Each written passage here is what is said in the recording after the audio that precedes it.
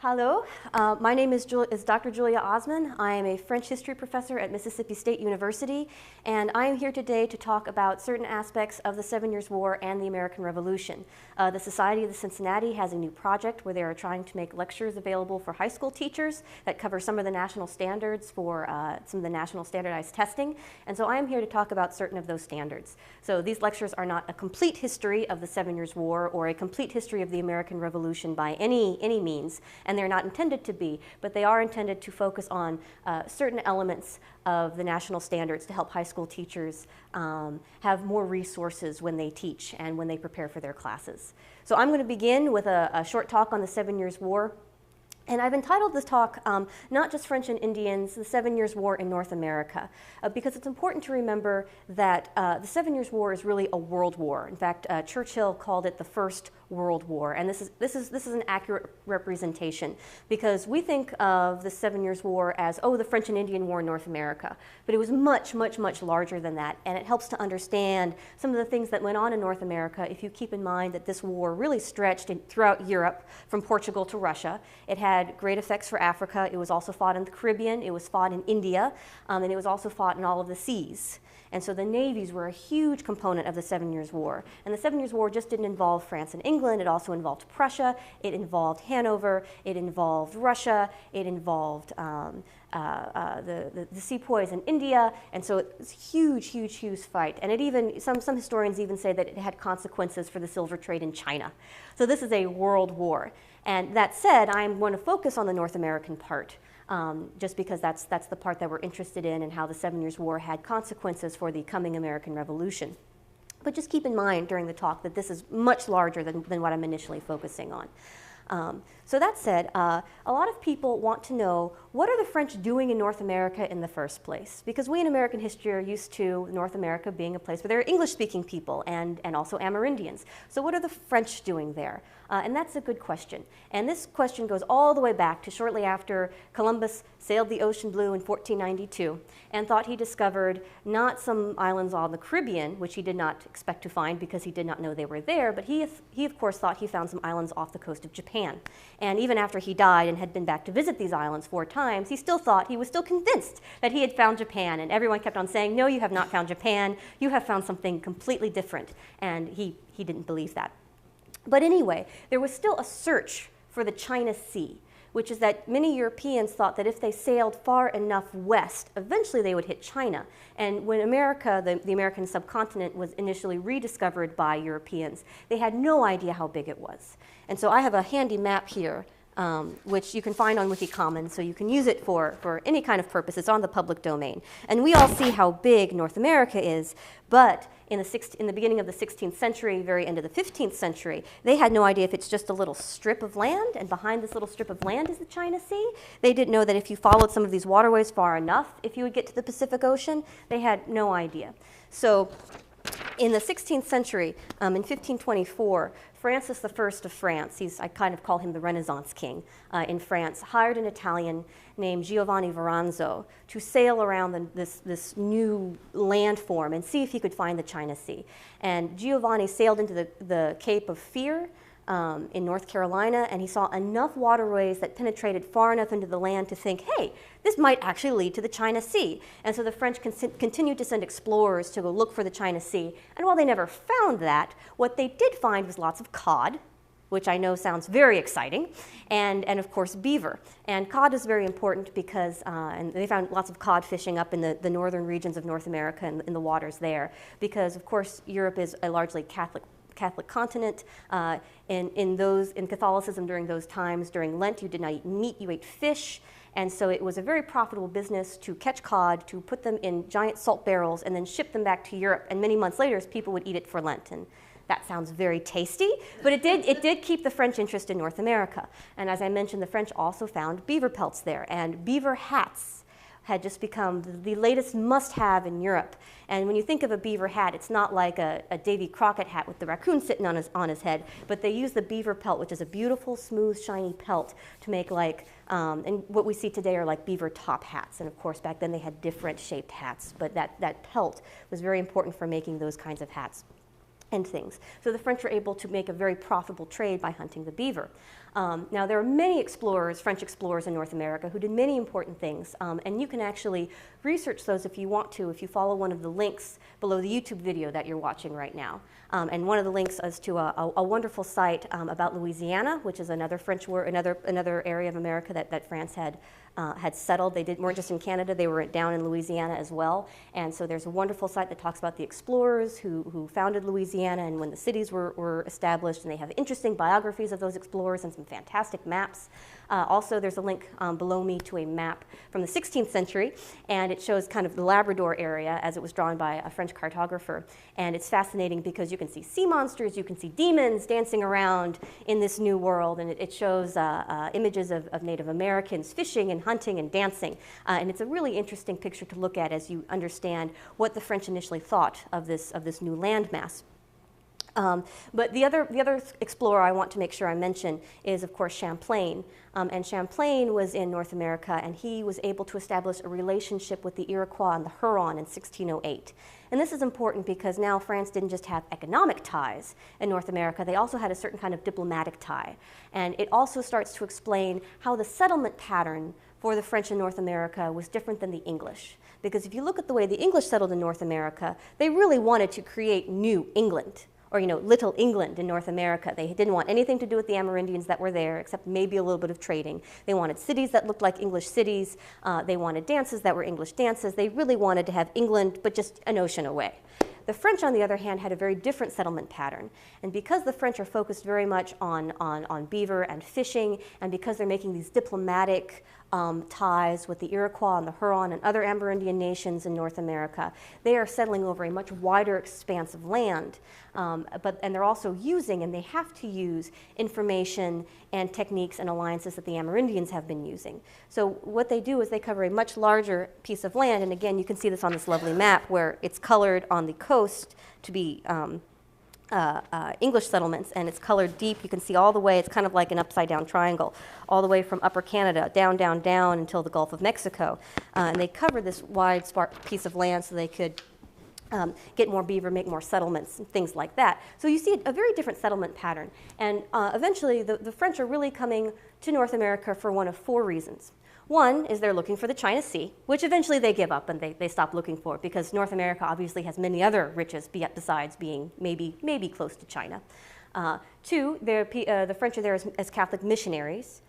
Because the French take on Amerindians in North America initially was not that these are savage or barbaric peoples necessarily, but that they are wild. They haven't been tamed yet. They are this wild type of man who has not yet been affected by society. So when missionaries would come, they would not only try to convert some of the Amerindians to Catholicism, they would try to domesticate. That's their word. They would try to domesticate these wild men, and not necessarily make them French, because they could never be French, but to try to make them, more self-controlled, not as violent, make them good Christians. And so you see missionaries, French missionaries, a lot in North America. The other reason why you would see the French in North America is because they are into that beaver trade, or they are trying to make some kind of trade in North America. And the French who came to North America and stayed and continued to stay for generations became French Canadians. And French Canadians, because they were so enveloped in the fabric of life with the Amerindians in North America, and because they were so accustomed to the landscape and they were so accustomed to earning their living in North America, they stopped resembling the French and kind of became their own kind of person. And the fourth reason why you see the French in North America is to come to America quickly, look around, establish some kind of business, and then escape to France as quickly as you could. Because there was a very common belief through beginning from the discovery of America, or rediscovery of America until the middle of the 18th century, that if you stayed in America too long, the air and the water and the plants there and the atmosphere would actually make you depreciate and evolve, and eventually you would turn into a sauvage, you would turn into a wild man, like the Amerindians. And so, French people, fresh from Paris, right off the boat, would step into America and they'd see the Canadians and think, oh no, if I stay here, that will be me. And I will no longer be French, I will start to be a sauvage, I will start to be a wild person. And so they would establish their business and run back to France as quickly as possible. So you never saw the kind of settlement pattern in New France that you got with New England. So, and this is what the French are doing in North America. Now, let me check my titles real quick. Now, often with this settlement pattern, these different settlement patterns, of course, you would see violence break out in North America between the English and the Amerindians and the French. And this was I don't want to say a common or frequent, but this was a regular and not unexpected occurrence. And sometimes there would be fighting in Europe, like with the 9 Years' War in the 17th century, which would spill over into the colonies in North America, and that was called King William's War in North America. And the Amerindians especially inhabited this kind of nebulous middle ground, is the term the historians use, to try to negotiate between the English and the French. And a way to help your students understand kind of what the middle ground is if you get three of your students and you get a circle of string or rope and have each student hold on to a piece of that and kind of lean back. And so you kind of have this very delicate balance. And if someone shifts their weight, everyone has to shift their weight. Because the Amerindians are, of course, using the fact that there are two groups of people who don't always get along, the French and the English.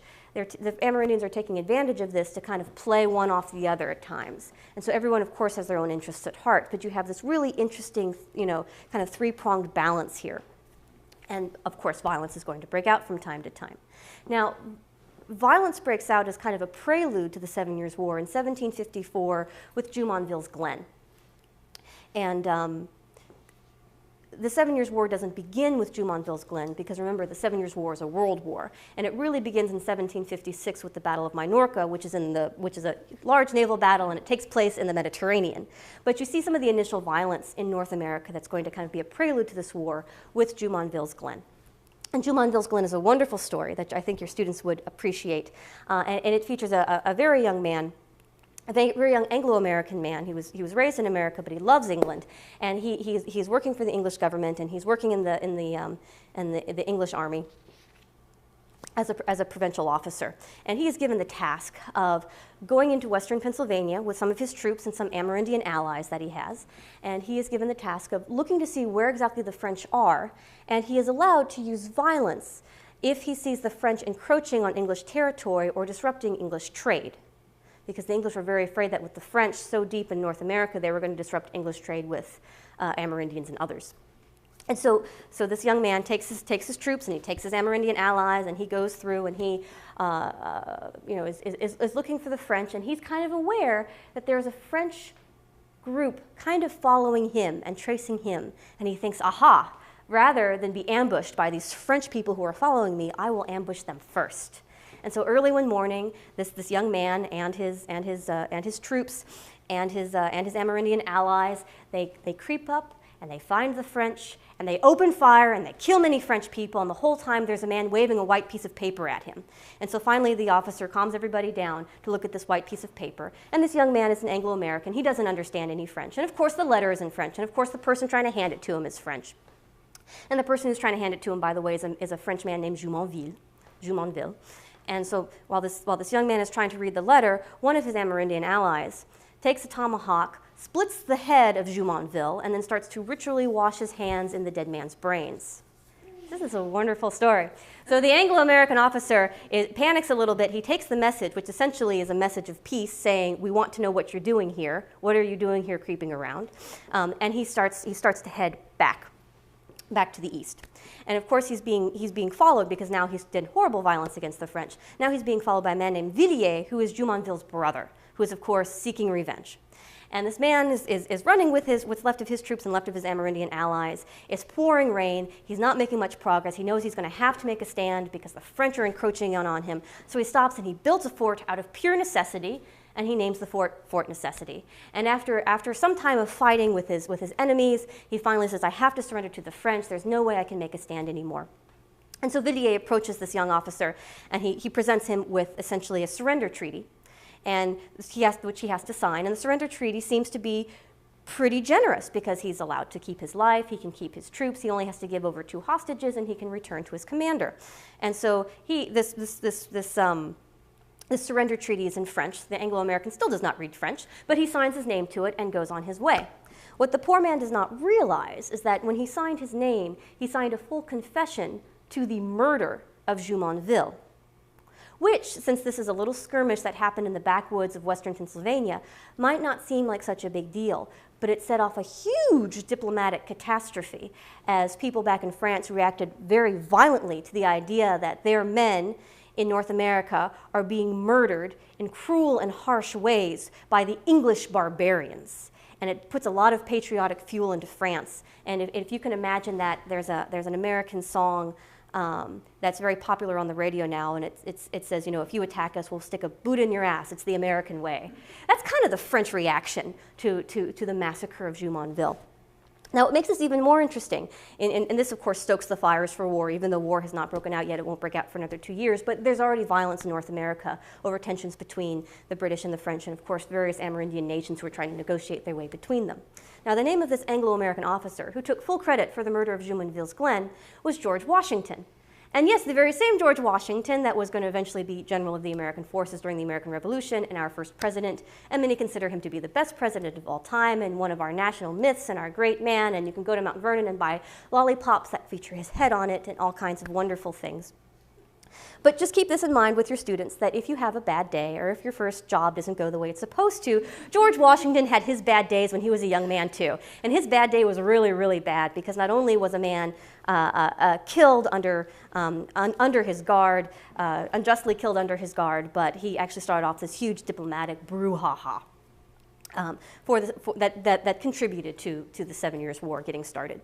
And so the 7 Years' War begins, and of course there's already violence in North America. Let me see what my next chapter is. And when violence breaks out in North America as part of this larger global 7 Years' War, the French had some initial victories. And the French should have won the 7 Years' War. They really should have, because they had a lot of advantages going into the war. For one, they had the Canadian militias. And remember, the Canadians, these are Frenchmen. They are of French descent, but they've been living in Canada for generations. They are very tough. They know the landscape very well. They know how to work well with Amerindians. In fact, some of my sources even say that Canadian youths and Amerindian youths would grow up together and kind of learn each other's habits and each other's ways. So that's definitely a very good resource to have if you're fighting a war in North America. The French also have most of the Amerindian allies, because they've been working and trading with the Amerindians for so long, and they've had diplomatic relations with the Amerindians since 1608. So they have very good Amerindian allies. And then the French army proves to do very well when it initially arrives to North America. And I would like to illustrate some of the initial French victories that kind of explain how the French had some real positives on their side at the beginning of this war in North America. And the first thing I'd like to talk about is Braddock's defeat. Now, Braddock's defeat is probably well known if you live in Virginia. In fact, you can see the point where Braddock departed to go forth and get defeated. If you live in Alexandria, there's a little, at Russell Street, there's a little tiny cannon that's mounted right in the middle of the road, because that is where Braddock departed. And it's actually called Braddock Road. And Braddock's defeat is much studied by historians, but I'm going to talk about it just to show how the French were able to use English tactics of war against them. And for this, I'm going to need a few volunteers. And this might be something fun to do with your students to help illustrate this part. So if I could have maybe 3 people come up and just stand next to me. And all you have to do is stand. It's not going to hurt. And I'll put you 2 over there, and you can stay right here. Okay. So if we're all squished together. Squish it, squish it. All right. This is good. This is good. Ah, shoulder to shoulder. This is good. All right. Now, the way that Europeans fought in the 18th century was to maximize their firepower, because guns at that time were smoothbore, which meant that you would have a ball going through a tube, a smooth tube. And as that ball is going through the tube, it's going to kind of ricochet and bounce around because there's nothing to keep it on a smooth trajectory. So when your ball is going to exit your musket, it could go kind of in this direction, it could go kind of in that direction, it could go straight, it could go where you aim it, it could go where you're not aiming at all. It was very inconsistent. So if you want to, if you just have me and I have my musket and I'm pointing my musket at Rick, the camera guy, and I fired at Rick, it could hit Rick. It very likely would not hit Rick, and Rick would not have any ill effects from this musket ball. However, if I have a line of troops like this, like we are right here, in fact, that line would stretch far, far, far out. There would even be people behind us. There might be people leaning down in front of us. And we all took our guns, and if you can just use a hand as a gun, and you all pointed at Rick. Yeah, if we all point our guns at Rick and fire at the exact same time, something's going to hit Rick. Poor Rick. Okay, thank you very much. Oh, wait, no, before you go. But let's say, you know, this takes some time, and it takes time to load your gun. If you can do a couple shots a minute, you're doing good. And so there are times when the English are just kind of standing here. And they're not just standing around and waiting for time to go by. They're standing around and loading their weapons and getting ready to fire again. But they're very vulnerable when they're like this. And if you can imagine, here we are, we're standing, we're getting ready to fire at Rick. And while we're getting ready and we're loading our weapons and we're trying to fire at Rick, if Rick is very quick and he can leave the camera and he can run behind us and hit us on the back of the head with something, Rick is going to be pretty good. And he's going to be just fine. So while the British are able to maximize their firepower, and this is what you do in Europe, when they're in North America and there are other ways of fighting, you have Amerindians fighting, you have the French fighting, you have Canadians fighting who fight different from Europeans, they also kind of make themselves a giant sitting target. And remember, they are in the middle of the woods wearing redcoats. So they're not hard to find. And so this is part of what happens at Braddock's defeat, is that you have very well-trained, very disciplined English soldiers who know what they're about and they know what they're doing. But when you have people running around you and hitting you on the head with hatchets, it's not as effective. Thank you, volunteers. You are wonderful. And so this might be something that your students would enjoy, especially if they can pick their own target that they can fire at. But this is what you see at Braddock's defeat. Because at Braddock's defeat, you have Braddock, who is a British officer. He has British troops with him. He has some American provincials who have been trained to act like British troops. They're used to lining up and firing and doing all this in good time. But the French have Amerindian allies, and they have their Canadian militiamen.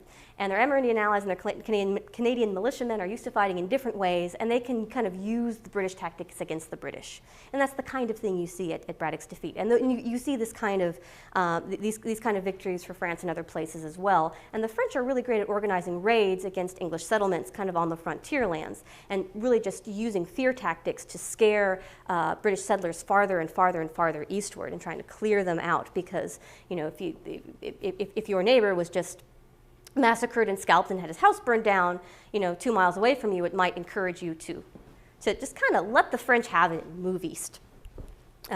Another way that the French were able to do very well in the 7 Years' War in North America is they were able to use European tactics very effectively. And you see this at the siege of Fort William Henry. And Fort William Henry, as you can tell by the name, was an English fort, and the French are going to attack it.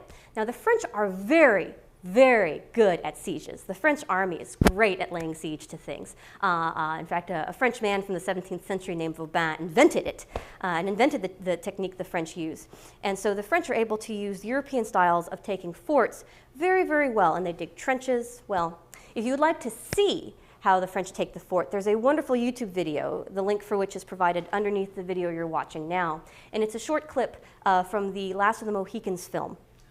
And the film itself it's based on a novel about the 7 Years' War, so it's very much, the film is very much according to the novel, so it's not always a great historical resource. But there's a wonderful couple minutes where the camera kind of spans over the siege, and that's a pretty well done, pretty accurate siege. And I can tell you what you're going to see in that clip. And what you're going to see is you're going to see French soldiers and Amerindians working together to dig trenches, because the idea is that you have lots and lots of heavy artillery guns that you want to use to batter the fort. But the fort's all the way over here, your artillery guns are all the way over here, so you need to move those guns towards the fort. To do that, you dig a series of trenches. And you dig trenches that are kind of zigzaggy, funny shapes, so that if part of the trench is hit by enemy fire, the whole trench doesn't blow up, just a little piece of it. They reinforce those trenches with things that look like baskets, with woven branches, woven sticks. You know, sometimes they've got sawed, or they've got other things to kind of absorb the blow if something is hit with a cannon. And you'll see lots of digging of trenches in this clip. You'll also see cannonballs come from the English fort and hit a trench, and a guy will kind of jump, but it won't blow the whole trench up because it's so well reinforced with all of these lovely baskets. You see Amerindians exiting from the trenches to go and try to make small skirmishing, small attacks on any of the English who exit the fort, also to help kind of move these artillery guns forward.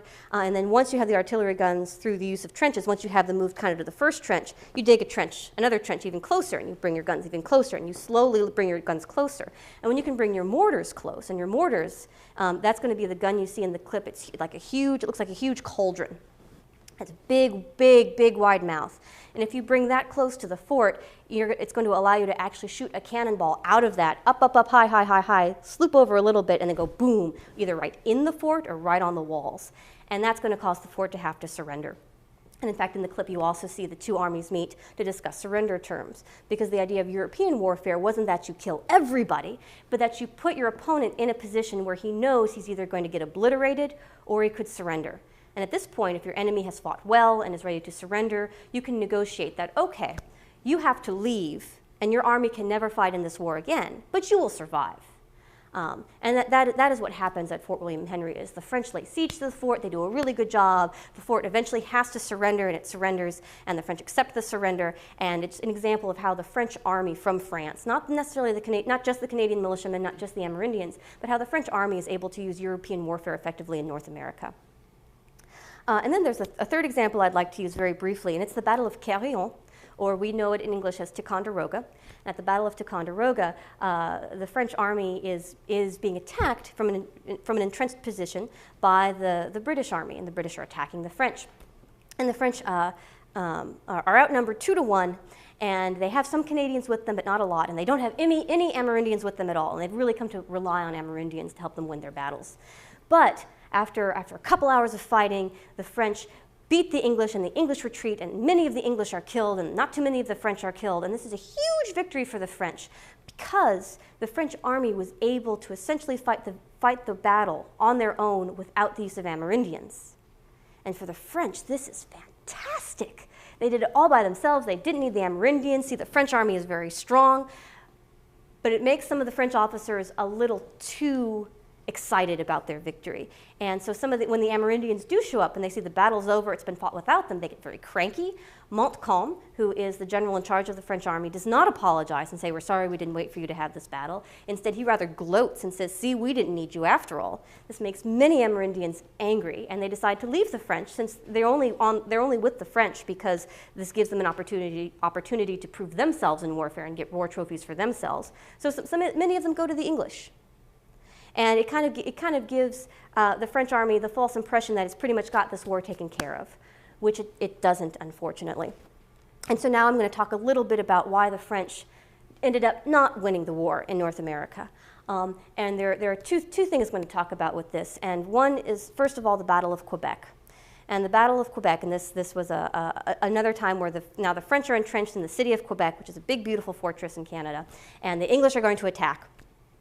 And Montcalm, the officer the general who's in charge of the French army in North America, he really should have just sat tight and waited for reinforcements because there were other French officers in the field. There were Canadians he could have waited for who would have helped him.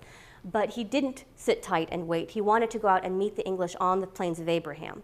So when he went out to meet the English on the Plains of Abraham, he did not have enough troops, and they were not well enough organized. He was trying to use lots of Canadian militiamen to fight like French soldiers, standing in that line and firing, which is not how the Canadians are used to fighting. And it was a very large, very important battle in which both he, General Montcalm, and the British general, General Wolfe, died. And because it was a very big, exciting, engaging, even sexy battle, a lot of people look at that battle and see that was the loss of France in North America, which isn't quite the case, and I'll explain why in a second. But first, since we're talking about the deaths of Montcalm and Wolfe, which were very well publicized in Europe, I wanted to take the opportunity to show you some interesting pictures of that. And the first thing I would like to show you is this wonderful portrait of the death of General Wolfe. And this is a portrait, it was very popular, it was painted a few years after he died. And if you look at the portrait, you can see that General Wolfe is dying very beautifully. And he's able to do it without, even though he's been shot several times, he's able to do it without shedding any blood. He's just dying very beautifully. And he's surrounded by his men. And you can see that there's an Amerindian warrior. This represents his allies, his Amerindian allies, sitting there looking at him. And everyone looks very sad and very resigned, and they're very upset. And you can see the battle on the Plains of Abraham for Quebec being waged in the background. And if you look very closely, there's a man standing right here towards the very edge of the picture, and he's holding a flag, and he's holding his hat out, and he's running, and essentially what he's coming to deliver the news to Wolfe that you have won the battle. And Wolfe died knowing that he had won the battle, which, I don't know, maybe it made dying a little better, maybe not, but it probably didn't look like this. And now this picture and this portrait is not supposed to be a literal snapshot of what Wolfe's death looked like. And because we're so used to photographs and things in our culture, sometimes we look at things and think that's exactly what it was. This is not exactly how it happened, but this is how it's using symbols, and it's using specifically placed people in order to kind of tell you something about Wolfe, tell you something about the battle, tell you something about the glory in which he died, because he died winning for the King of England and all these lovely things. There's also a similar portrait done for the death of Montcalm. which is lovely, and it's right here. Oh. And it's a little sitting funny in its frame, but that's all right. And this is very, it's not gonna come out. There we go. Okay, and this is very similar in that it's a very similar pose. And here we have Montcalm dying beautifully. No blood, but he's dying beautifully. He's surrounded by his men who are crying for him and they're weeping for him. And you can see you have two Amerindians here in the lower corner, and they're burying a mortar. Or actually, they're not burying it, they're taking it out of the ground. The bomb fell into the ground and blew up, and so they're taking the empty shell out of the crater that it created. And this is kind of a nod to the fact that Montcalm was buried in a crater hole. And it's also, again, making an acknowledgement of the Amerindian allies who fought with the French in the 7 Years' War. And then you see other funny things in this picture, like a palm tree. Now, does that mean that the French thought that there were palm trees in northern Canada? No, it does not mean the French thought there were palm trees in northern Canada, because remember, this is more of a metaphor. And one of the symbols for America, because America was initially discovered in the Caribbean and in the South, one of the symbols of North America is this bizarre-looking tree. So this palm tree is in the picture, not because there are palm trees in northern Canada, but just to kind of give people who are looking at the picture a certain sense of place, that this is a North American setting. And you also see, way, way, way in the back, right here, you see kind of an outline of this portrait of the death of General Wolfe. And this is because, again, it was so beautiful and so dramatic. The two generals of the armies die in combat during the battle for Quebec. Oh, it is so beautiful and romantic, and we tend to think of this as the end of the 7 Years' War in North America. But the end of the 7 Years' War in North America really happened off the coast of Brest, off the coast of France, in the Battle for Quiberon Bay. And the Battle of Quiberon Bay was a naval battle. And essentially you have a large French fleet, which is coming out of Brest in France. And if you Google map Quiberon Bay, you'll get to see it. And you can see a lovely map of it. And as the French fleet is exiting, it's met by the British fleet. And they fight. And it's just not the French day. The British fleet pretty much takes out most of the French ships. A couple remain, but most of them are sunk or just put into a position where they are no longer useful for sailing at the moment, and the British fleet hardly has anything happen to it. And this is huge. Now remember, this is a global war. The French are fighting this war in India, they're fighting this war in Europe, they're fighting this war in North America, they're fighting it in the Caribbean, they're fighting it on the seas, they're fighting it everywhere. So in order to supply the army, in order to get orders from Paris to North America, you need the Navy, and the Navy has to be able to navigate the seas very well. So if the French essentially lose the bulk of their Navy, they're just not going to be able to give the help to North America that the French troops in North America would need. So the French didn't necessarily have to lose North America with the Battle of Quebec, but really the fact that they no longer had a Navy that they could use to supply, to give communications to North America, meant that the French state decided to let North America let it be on its own, let it fight its own battle. If they keep it, they can keep it. If they lose it, they lose it. But the French, they just do not have the resources at this moment to supply and to communicate with North America. And that the Battle of Quiberon Bay really is kind of like the nail in the coffin for the French presence in North America.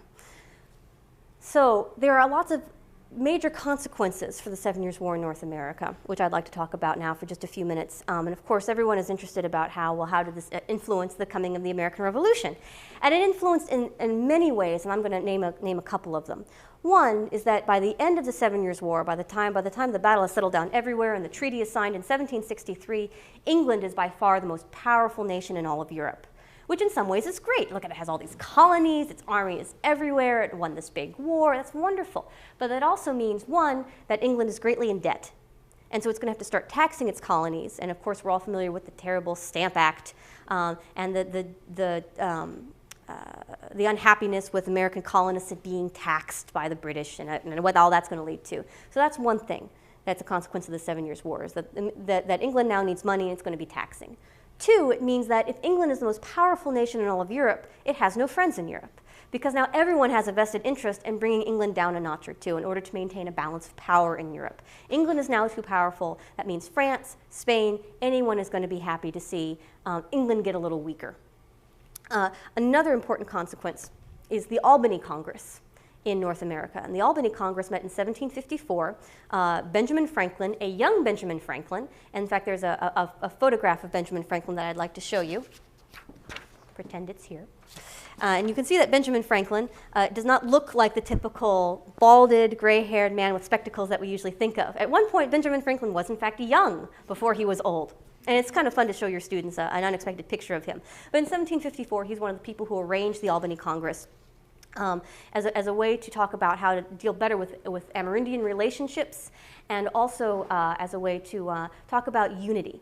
Because, of course, in the 18th century, each colony was kind of like its own little country, and they had different currencies, and they talked differently, and they were settled differently, and the people there had different customs, and people in Massachusetts did not necessarily understand people in Virginia. And so Benjamin Franklin is saying, well, if we want to be able to resist the French, and if we want to have better relationships with Amerindians, maybe it would be good if we were more united. And to illustrate that, he drew this lovely cartoon, Join or Die, with the broken up snake. Now, this cartoon is shown at the beginning of the HBO special on John Adams as being kind of an American Revolution thing. It's not an American Revolution thing. It's a 1754 Seven Years' War thing. Thank you very much. And I've seen people wave this around to argue for states' rights. When, as a matter of fact, it does not mean anything about states' rights. It's actually making the point that if each state acts independently, this snake is dead because it's cut up into little pieces. So it's really trying to advertise for unity. And while this is not, and while the Albany Congress is not thinking about unifying and becoming independent from Britain at all at this point, it's an initial effort towards unity that we're going to see again in 1774 with the First Continental Congress.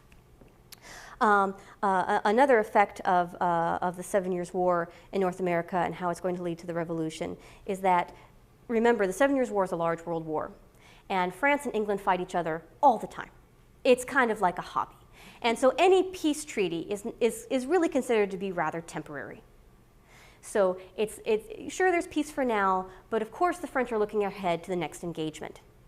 So the French, very cleverly, have spies in North America looking around. Spy is kind of has a bit of a tinge to it, but there are Frenchmen in North America looking at the colonies and trying to take the temperature of the colonists and reporting back to Choiseul in France, who is, think of him as the Secretary of State equivalent about, to just see if there's any possibility at rebellion amongst the colonies. Because the French are already anticipating that if England is going to become weaker, it's going to start with its losing its own colonies in North America. So for the French, the war is not over yet.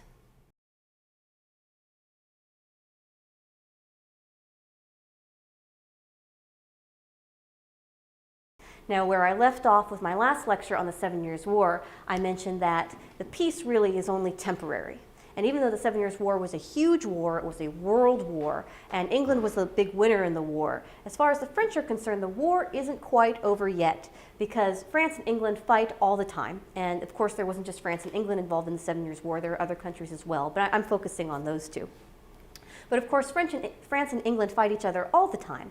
And so any peace isn't considered to be definitive. It's not necessarily going to be the lasting peace for all time. So the French are already looking ahead, because England is a very powerful country right now. It's the most powerful country in Europe because it has colonies in North America, it has colonies in India, it has colonies in the Caribbean. Its navy is the envy of every country in Europe, has a wonderful navy.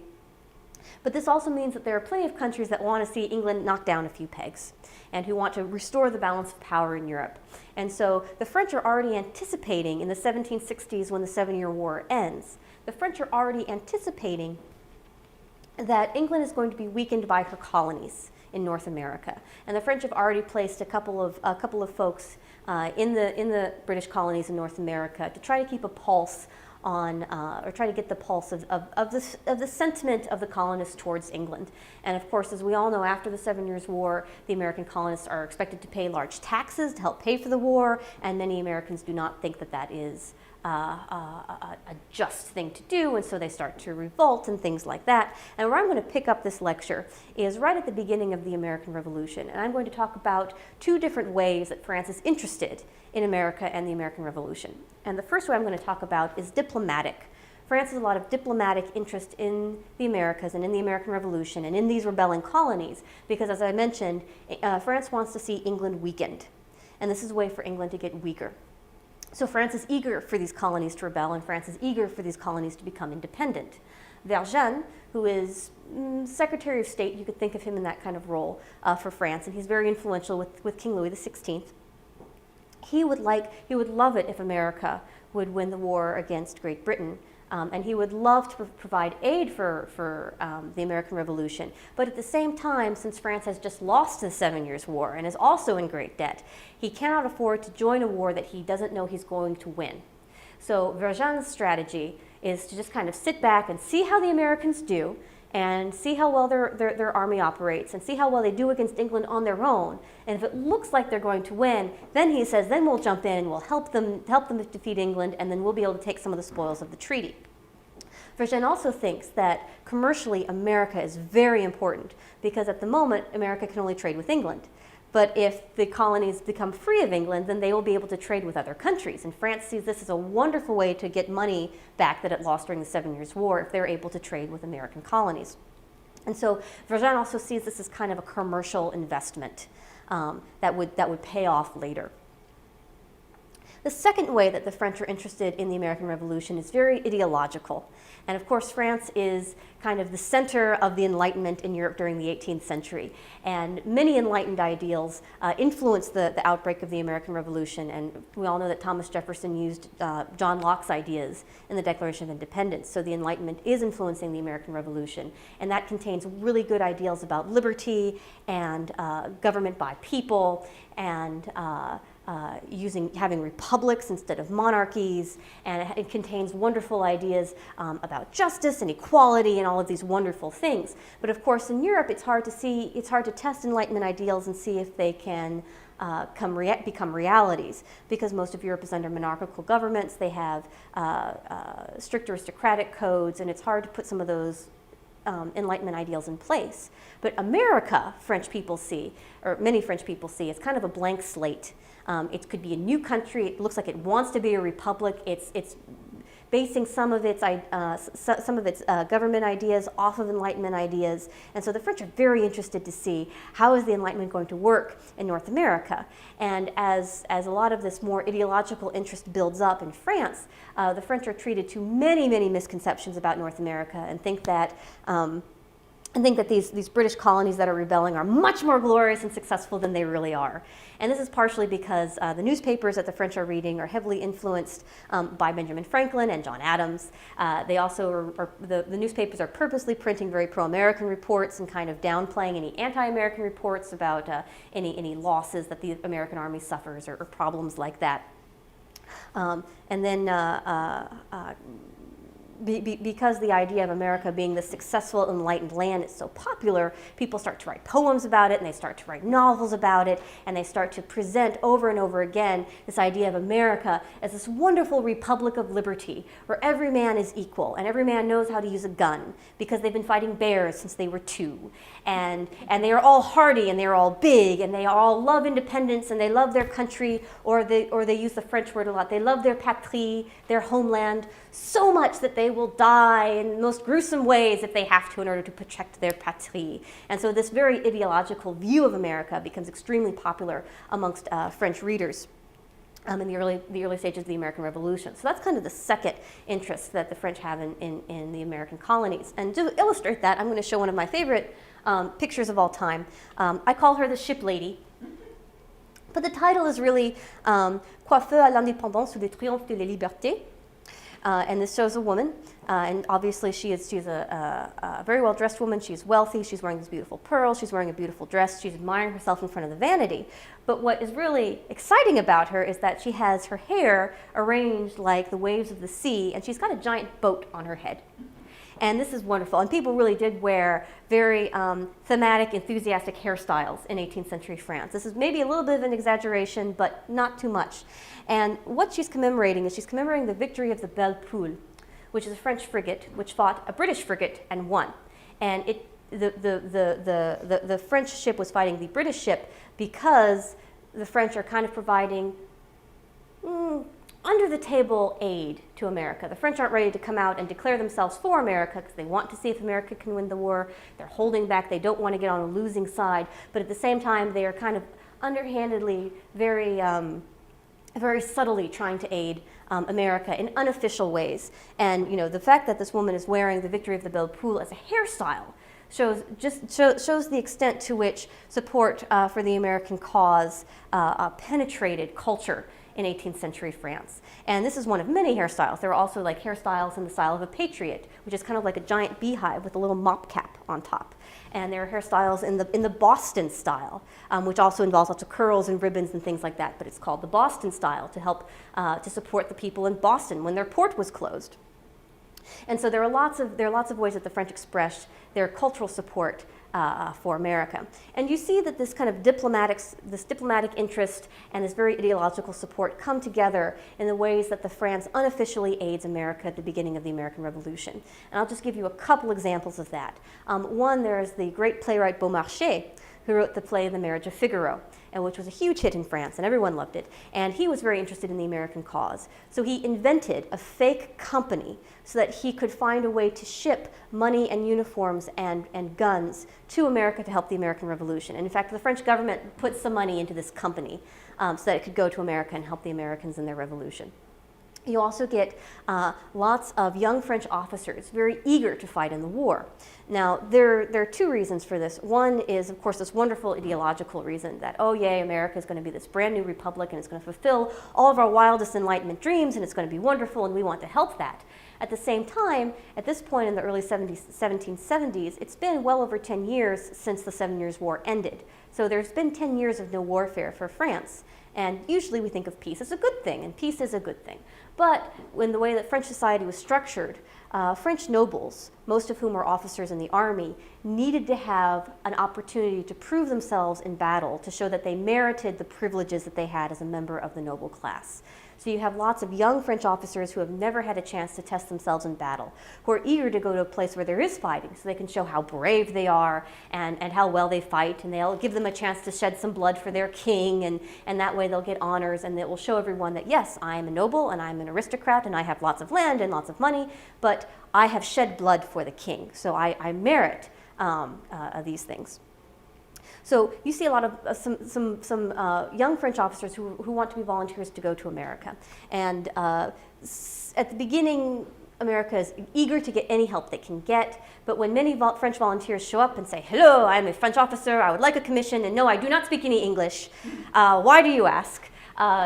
Congress and General Washington start to sour towards those volunteers because the fact that they can't speak English and the fact that they're not used to fighting in America and the fact that they're not used to having American troops who are different from French troops is not going to be very helpful. However, there's one person who volunteers and is very successful at volunteering, and that person is, of course, Lafayette.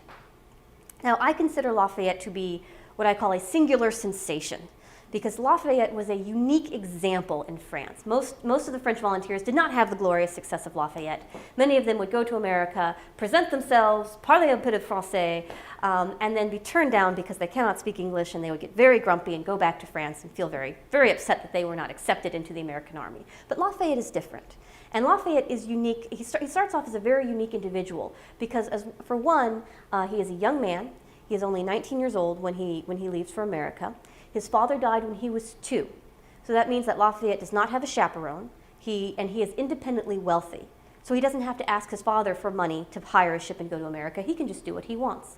And so Lafayette, as a young man growing up, his father was dead, so he became the ward of the Comte de Noël, and eventually married the Comte de Noël's daughter, Adrienne. He and Adrienne were very happily married. She had a little girl named Henriette. And then when she was pregnant again, Lafayette heard tell of this wonderful opportunity that he might have to go to America. And so because he was independently wealthy, he was able to hire his own ship. He hopped on a ship with about 12 officers, and the Baron de Kalb and the Duc de Broglie, and he started to sail towards America. And he was very excited about this, except he forgot to tell his wife that he was leaving.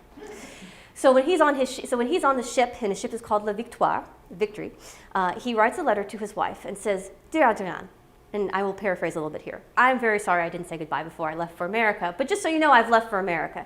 She and her family, of course, have already heard about this through the grapevine. Other people have told her where he is. And he says, "I hope that you can forgive me." He says, "But I have to go to America because it is the most wonderful land of liberty, and we really need to support these Americans." And I hope, Adrienne, that you will become a good American, and that you will support liberty, and that you will support freedom, and that you will understand why I have to go.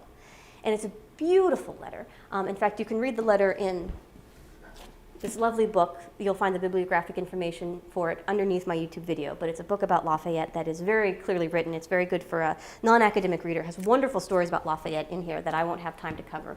But Lafayette crosses the water. He writes his wife this wonderful letter expressing his incredible joy of getting to go to America and fight. And again, in these feelings, Lafayette is unique because while there's lots of support for the American Revolution, some of it's very ideological, like this wonderful woman with the boat on her head, and some of it is more diplomatic and a little bit more politically shrewd. But Lafayette is just full of sincere joy and sincere respect for this American Revolution. So Lafayette sails the Ocean Blue. He lands in Charleston in 1777 in the summer. And he is determined that he is going to love America. So of course he loves it, even though he gets to march from Charleston up to Philadelphia in the month of July, which, as we all know, is not going to, and of course they did not have air conditioning. Of course he's wearing a heavy coat, which could not have been the most pleasant time of year to make that march. But he's determined to love America, and love it he does. And he's so excited, and he cannot wait to present himself. And he's been promised a commission in the Army, in the American Army, as a major general, which is normal for a 19-year-old man who's well off in France. So he has no reason to think that might not happen.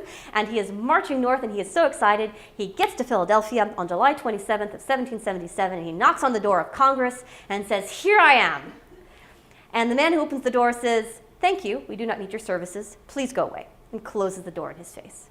And Lafayette is very shocked and a little distressed, and he explains, "No, you don't understand. I have a letter of introduction.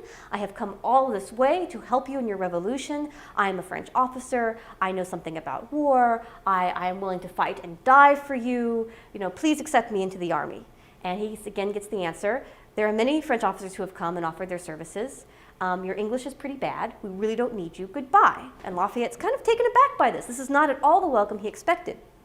Fortunately for Lafayette, he is a Mason.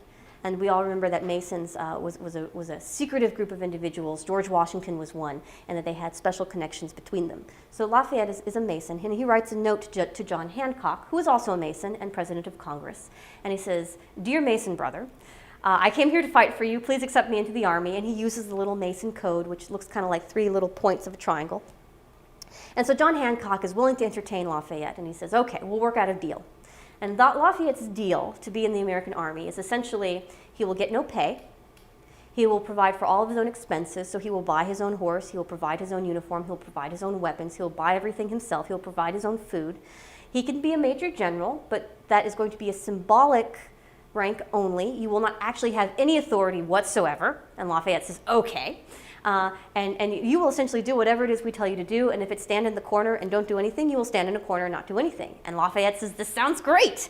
And he eagerly goes off to join George Washington. And the Congress knows that Lafayette is a very influential man, that he comes from a very important family in France, that he's very wealthy, and that he has very good French heritage. His father died when he was too fighting for the king. And so this is an opportunity for America to kind of woo the French and to provide official aid for them. And Lafayette, if Lafayette does well, and they kind of say, let Lafayette see some action, but don't let him get killed, because we would like for France to officially commit to the American cause. And so Lafayette shows up to see George Washington, and George Washington is rather cranky because he's had to go through many French officers with great expectations and has had to turn most of them down. And Lafayette shows up and says, "Here I am, George Washington," and George Washington is not very thrilled. And then Lafayette explains, but you see, I am here to learn. I am not here to tell you what to do. I am here to learn. And with that phrase, Lafayette and George Washington start to become very good friends. And because George Washington is such a mythic person in our history, we have lots of wonderful myths about George Washington that are not true.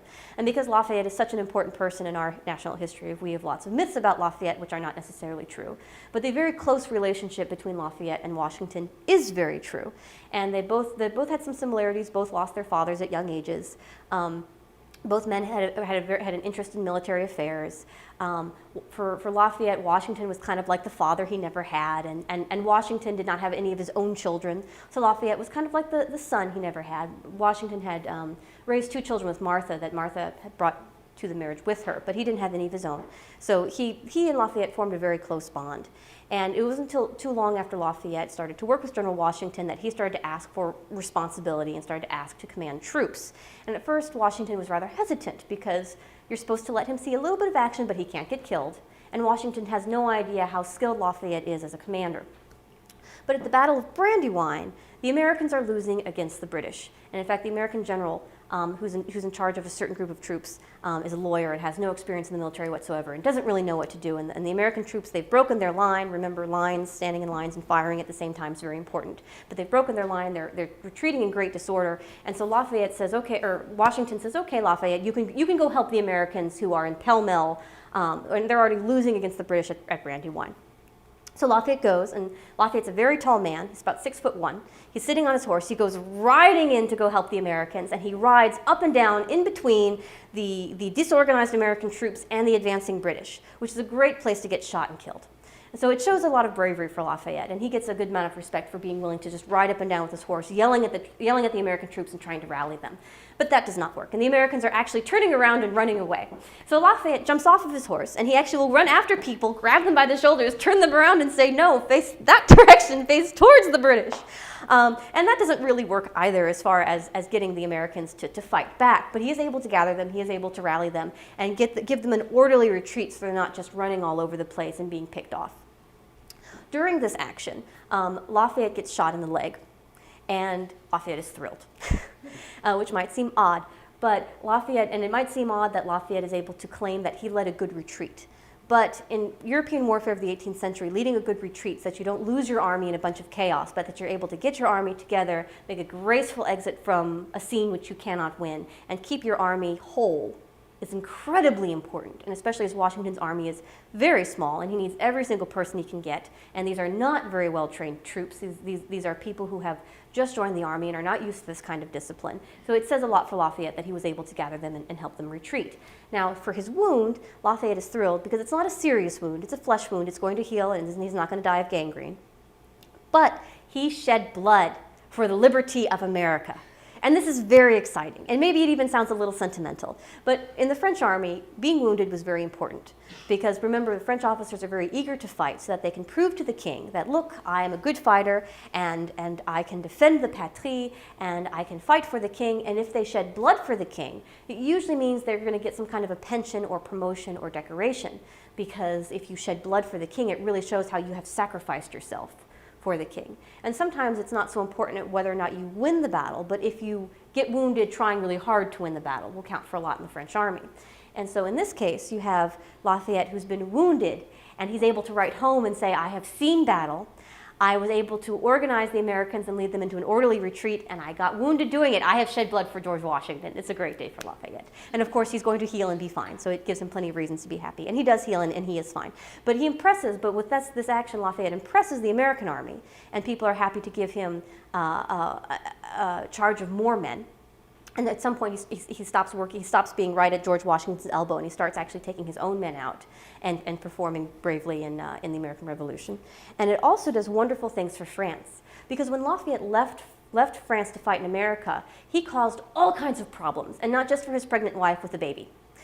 He caused all kinds of problems for his father-in-law, who was supposed to have some kind of charge of Lafayette, and who clearly had lost control of him, and he caused huge problems for Louis XVI, the King of France. Because remember, France is not supposed to join the American Revolution. France is staying back. It's kind of watching. It currently, officially, has peace with England.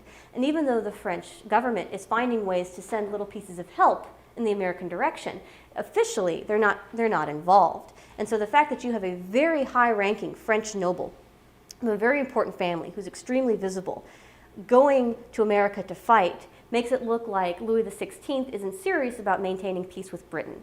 And as interested as the French are in America winning the American Revolution, remember that they don't want to join a war they don't know they're going to win. And at this point, the French are very unsure if the Americans are going to win this war, so they don't want to get involved. And so when Lafayette went to America, he really created a diplomatic problem. And the French officials had to explain to the British, look, we're very sorry about this one noble. It's just one guy. It doesn't mean that we're going to join the Americans at all. No, really, we're still at peace. But when Lafayette performs bravely in battle and he gets wounded to boot, people in France go crazy. Now, instead of being an outcast and instead of being decried for his actions, Lafayette is thinking, oh, Lafayette is praised. Oh, this is good. Look how well our French officer is performing in North America. This is wonderful. And of course, all this patriotic, idealistic view of America gets exaggerated even more. And even more French volunteers are interested in going to America now because they can fight bravely and they can show their zeal for service. Now, the next big thing that happens to help bring this kind of ideological and diplomatic interests in the American Revolution together is the Battle of Saratoga. And the Battle of Saratoga is so very important because it shows that the Americans can win this war and they are capable of having a military victory. The battles of Saratoga happened up north. General Burgoyne had to surrender. And everyone is thrilled and ecstatic because a huge part of the British Army is now going to become prisoners of war and cannot fight in North America any longer. And because America won this large victory, aha, they can stand on their own. And immediately France is interested in helping out the Americans. And I'm going to show you a picture just to show how these two diplomatic and ideological things come together. This is a wonderful picture of the surrender at Saratoga, and it's all in French, but essentially it says, on the 17th of October, 1777, the General Burgoyne, with 6,040 soldiers who were well disciplined, put down their weapons before the American militia, which had just been raised from their farms and were conducted by Horatio Gates. And this is a bit of an exaggeration because the Americans who fought in the battles of Saratoga hadn't just come from their farms about 5 minutes ago. But it does present a beautiful picture, and the paragraphs beneath it are also in French. But they extol the Americans because they are so patriotic. Even though they are only farmers, they fight even better than the British, who are very disciplined, but who have no love of country, and therefore they cannot hope to but fight poorly against these wonderful patriotic Americans. And this side right here, where you can see kind of a man kind of bending to hand over a sword, that's the English side. And you can see the flags are kind of lowered. You can see a man with his hand on his forehead saying, oh no, I have lost this battle. And you can see all of these guns in the background behind them. And this kind of shows the British Army in all of its disciplined, warlike best, and they've lost. Whereas on the other side, you see kind of a funny image. You see Gates accepting the sword. He's taller than the man who's handing it over to him. And you see these very large men wearing, they look like Pope hats. They look like Pope mitre hats. And it's just a bit of an exaggeration of a hunting hat that you actually would see on an American. But they're large, they're almost fat, and it's supposed to show how hardy the Americans are, because they're very hardy against these weak, under-exercised Englishmen. They're hardy, they are farmers, they know the land, they are very capable, and you can see their flags are flying high in the breezes, and they are the great winners of this battle. And this army, you can tell this big, happy, hardy army with its flags flying, this is going to win. And this kind of image analysis might be fun to do with your students, because obviously this isn't how the Battle of Saratoga happened. It's an image to present how the French would like to think it happened. But it had a huge effect in France, both ideologically and diplomatically. So in February of 1778, the French signed two treaties. They signed the Treaty of Amity and Commerce, which essentially says we are friends with America and we will trade with America. And they also signed the Treaty of Alliance, which essentially says we, France, are on the side of America. We want to see America become independent from Britain. And of course, immediately after that, France declares war on England. And the Americans are thrilled because now they are going to get even more money from France, which they've really needed so far. And they're going to get more troops. They're going to get French expertise, because remember, the French are very good at warfare. And they handle sieges and things very well, which is going to be important. And so everyone is very happy about this. Now, the next thing I want to talk about is kind of an interesting episode. Most of the time, you read in textbooks that, yay, the Treaty of Amity and Commerce is signed in 1778, and Rochambeau shows up in 1780 in Newport, Rhode Island. And people kind of wonder, well, why did it take Rochambeau 2 years to get there? And it didn't really take Rochambeau 2 years to get there, because Rochambeau didn't become involved until 1780. The first person that the French were going to send to America was actually D'Estaing, and I have a picture of him right here, was D'Estaing. And D'Estaing was an interesting choice. He had fought under Louis XV as an army officer and had fought very well. And so Louis XVI, who was very young and who was who was trying to manage the American Revolution, but he's really working under the influence of Vergennes, the kind of the Secretary of State. So d'Estaing is picked because he served Louis XV very well. But d'Estaing is supposed to also be in charge of a fleet of 12 ships, as well as the 4,000 soldiers that he's going to be bringing with him to North America.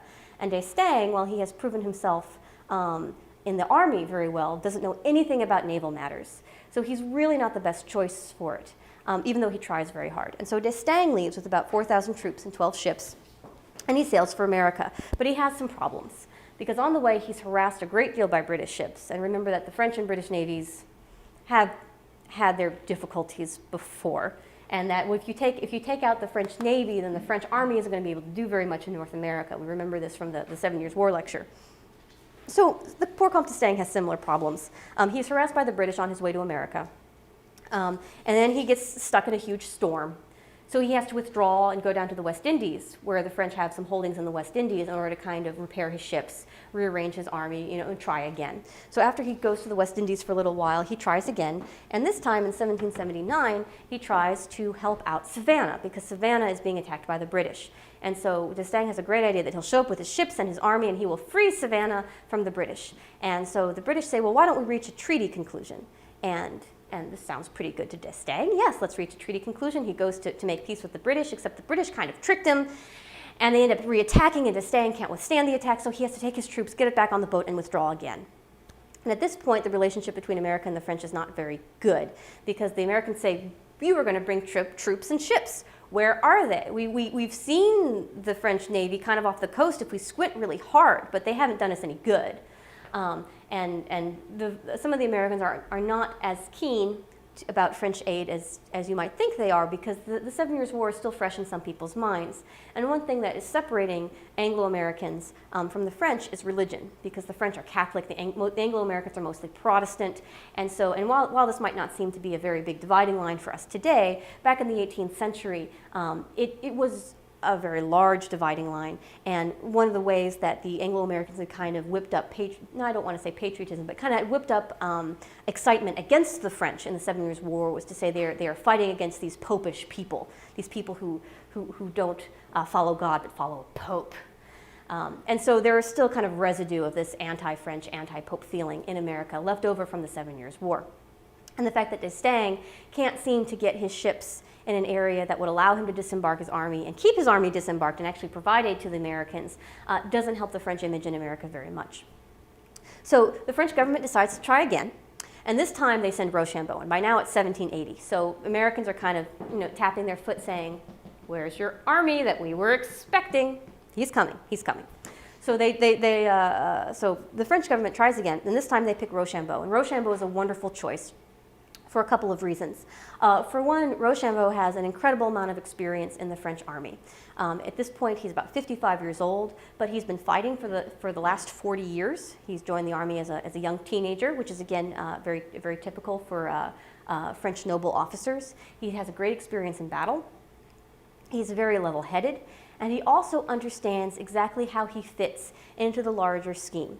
Now, again, kind of like with the 7 Years' War, the American Revolution for the French is not just about freeing America, it's also a world war.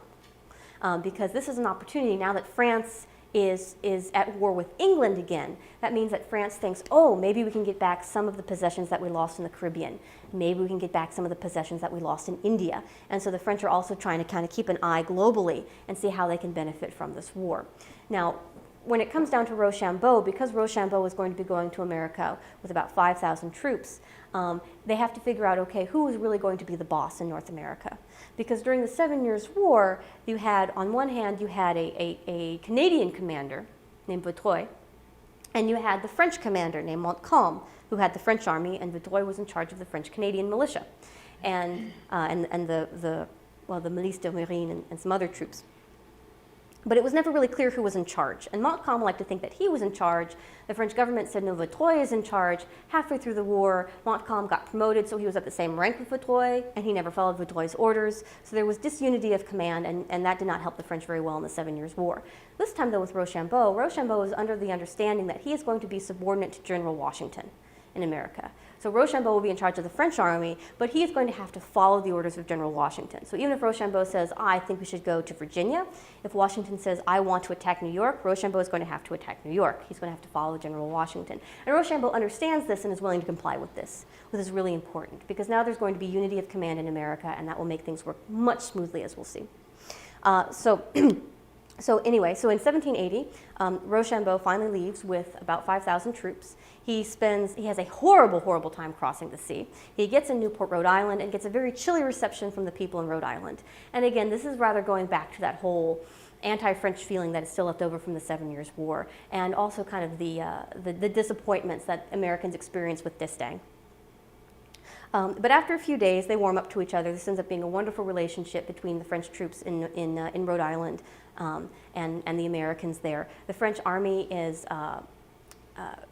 becomes famous for its good discipline. The soldiers don't steal anything. They don't even take an apple from the tree. They're very well behaved. And the Americans warm up, and they start to throw lots of balls for the French officers, and the relationship between the two becomes very warm. And the French stay in Rhode Island for about a year. And again, you might think, well, what is taking so long? You know, we're in the middle of a war here. We need an army. Here's an army. Let's make it go fight. But because the sea voyage was so difficult, when Rochambeau arrived in North America, only about a third of his troops were able to actually stand for battle. And they were suffering from scurvy, of course, because the diet on the ship is pretty much hardtack and bad water. And the water got so bad that men had to hold their nose when they tried to drink it, and they had to mix in some rum or some wine to try to disinfect the water a little bit. And hardtack, if you've ever had hardtack, is not easy to eat, and it's not very tasty, and it's not particularly nutritious either. So the French army hadn't had any fruits or vegetables in a very long time, which is why they had scurvy. They also had the usual diseases that come with an army, like dysentery, which is also a very unpleasant disease to have, and it keeps you from fighting. And so Rochambeau needed to rest in Rhode Island for about a year so that his troops could recover from the sea voyage.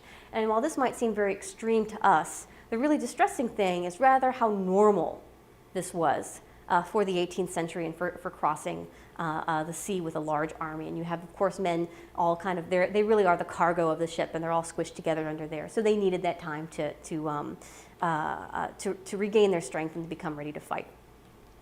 So by 1781, here we are at last. So by 1781, Rochambeau has his army in Rhode Island, and his army is ready to go. Rochambeau, through Lafayette, has made contact with George Washington. Lafayette, by the way, has become extremely important in the American army. Now remember, Lafayette is in the American army, and Rochambeau is in the French army. So I've seen in several high school textbooks very brief mentions that say, oh, and the French army, especially Lafayette and Rochambeau, came to fight for America. And while Lafayette is a French officer, he really is in the American army at this point. And because when he left France initially without the king's permission, he was actually removed from the French army. And Lafayette returned to France after the Battle of Saratoga to help negotiate for the treaty that would send official French aid. And while he was there, people were so happy about Lafayette because they were so happy about the winning of the Battle of Saratoga and so excited that now France might actually officially join the American Revolution on the side of the Americans, that Lafayette is put under house arrest for 2 weeks just to make a point that you don't go to America without the king's permission. But then, of course, he is let out and he is put back in the dragoons, and they throw a parade for him, and everyone is very excited and happy about Lafayette. And Lafayette says to the king, I'm very sorry I went without your permission, but I've got great ideas for how we can attack England. And the king says, this is wonderful. Tell me about your wonderful plans. And then, of course, Lafayette eventually returns to America to continue fighting under General Washington. But he's become a very important commander in his own right at this point. So you have Rochambeau in Rhode Island. You have Lafayette, who is now in charge of his own troops. You have General Washington, who really wants to retake New York, which has since been taken by the British. And so the question is, all right, so we finally got the French in North America. Now what? What is next?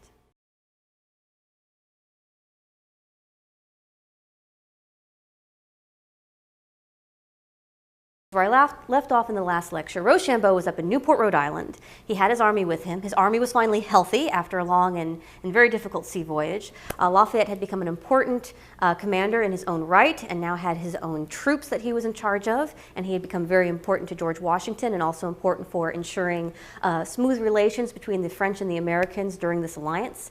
And so the question is, okay, wonderful, finally the French have arrived, now what?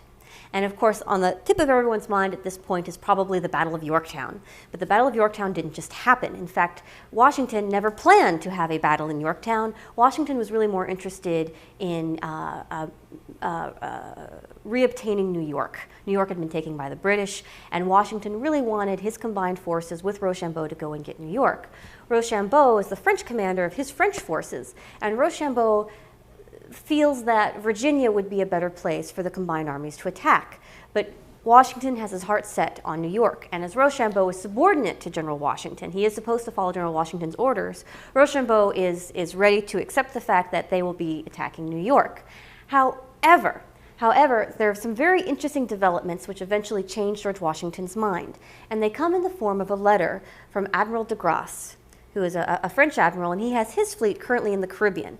And I'm going to remind everyone at this point that the American Revolution, while we think of it as Americans as all about liberating America from Britain, for the French this was really a world war. And it wasn't quite a world war on the scale of the 7 Years' War, although some French generals thought it should be. But for the French, they were looking at this war as an opportunity not just to liberate America, which would be lovely, but also to maybe regain some of the things that they had lost to Britain in the earlier 7 Years' War. So the French are interested to see about not just freeing America, but also what other ways could they hurt Britain, or what other things could they reobtain that they lost in the last war. And that explains why you have Admiral de Grasse down in the West Indies. But Admiral de Grasse sends a letter to Rochambeau to say that he is not planning on being in the West Indies from the months of August through October 1781. And this is wonderful news. And now I'm going to pause for a moment to talk a little bit about Admiral de Grasse, who was a favorite of the Society of the Cincinnati. Admiral de Grasse was born into a very wealthy family, very wealthy noble family in France. He made a very good name for himself at sea. He was an excellent commander at sea. And we, of course, remember him for his wonderful actions at the Battle of Yorktown, which I'll talk about in just a minute. But Admiral de Grasse, unfortunately, after the Battle of Yorktown, returned to the West Indies and lost, in a rather embarrassing fashion, in the Saints, which is a part of the Caribbean. And he lost to Admiral Howe, the British commander. And for the French, de Grasse was not remembered so much for his wonderful victory at Yorktown, but more for his loss at the Saints, and this was an embarrassing loss for the French Navy. And unfortunately, many of the pictures that even we have of de Grasse show him surrendering to Lord Howe. But I think the more lasting influence, especially considering that we are American today, we are no longer under British authority, this is largely because of the Battle of Yorktown, and de Grasse was so important for the Battle of Yorktown. It would be very nice if de Grasse's memory could be recalibrated to be more about the Battle of Yorktown, at which he performed beautifully. And so I'm going to show a picture of him right here. This is de Grasse, and not a bad-looking man. And after the American Revolution was over and Rochambeau was presented to the king to receive a particular award for having fought so well in America, he refused to accept it unless de Grasse was there with him, because Rochambeau acknowledged how important de Grasse and the Navy was for this battle. So de Grasse, even though he might not be the best remembered person in France in the 18th century after the war is over, I'm trying to recalibrate that memory a little bit, because he really, with his letter to Rochambeau, he really starts the ball rolling towards what's going to be the most important battle of the American Revolution, Yorktown. So when Admiral de Grasse writes Rochambeau to say, just to let you know, my fleet is not going to be in the West Indies, it's going to be in the Chesapeake from the months of August through October in this year, 1781. Rochambeau is very excited, and he shows this letter to General Washington. And General Washington sees that, that they will have the advantage of having the French Navy on their side if they go down to Virginia. And so Washington finally says, okay, Rochambeau, we can go down to Virginia. And so on August 18th, I believe, they start to march south, yes. And so Washington and Rochambeau start their march down south. Now the Battle of Yorktown is an interesting battle because there are so many moving pieces that have to come together. And I have a map here to help me out. This map is not a 19th century or not an 18th century map. It's a contemporary map. I think it was first drawn in 1745 by the French Navy. And this actual piece is at the Library of the Cincinnati from the Library of Congress. So it really belongs to the Library of Congress, but they're very kind to let us use it because it's a wonderful map in that it shows the different moving pieces. At this point, Cornwallis is in the south, and he has moved his troops over to Gloucester Point here, and this is Yorktown right here, this is Gloucester Point. And so he's moved his troops in here because it's a wonderful place for Cornwallis's troops to be, because it's either where they're going to get more supplies, or it's where he can get reinforcements, or if they need to leave for some reason, they can leave very well because they can go right up the York River. And since at this point the British Navy has been commanding the seas in the 7 Years' War and the American Revolution, Cornwallis has no reason to think that this isn't just the most perfect place to situate himself because he has such great access to the water. And he's expecting to get reinforcements, or he's expecting to get supplies, or he's expecting to get orders to move somewhere else via the Navy. This is wonderful. At this point as well, Lafayette has his American troops, because remember Lafayette is part of the American Army, he has his American troops in Richmond. So he's already over here, so to speak, if the map extended this far. And so Rochambeau sends, or rather Washington sends a letter to Lafayette and tells him, keep your troops, keep yourself in this vicinity because you need to keep Cornwallis from exiting Virginia via land. So you need to keep him here. And Lafayette, of course, is very happy to oblige.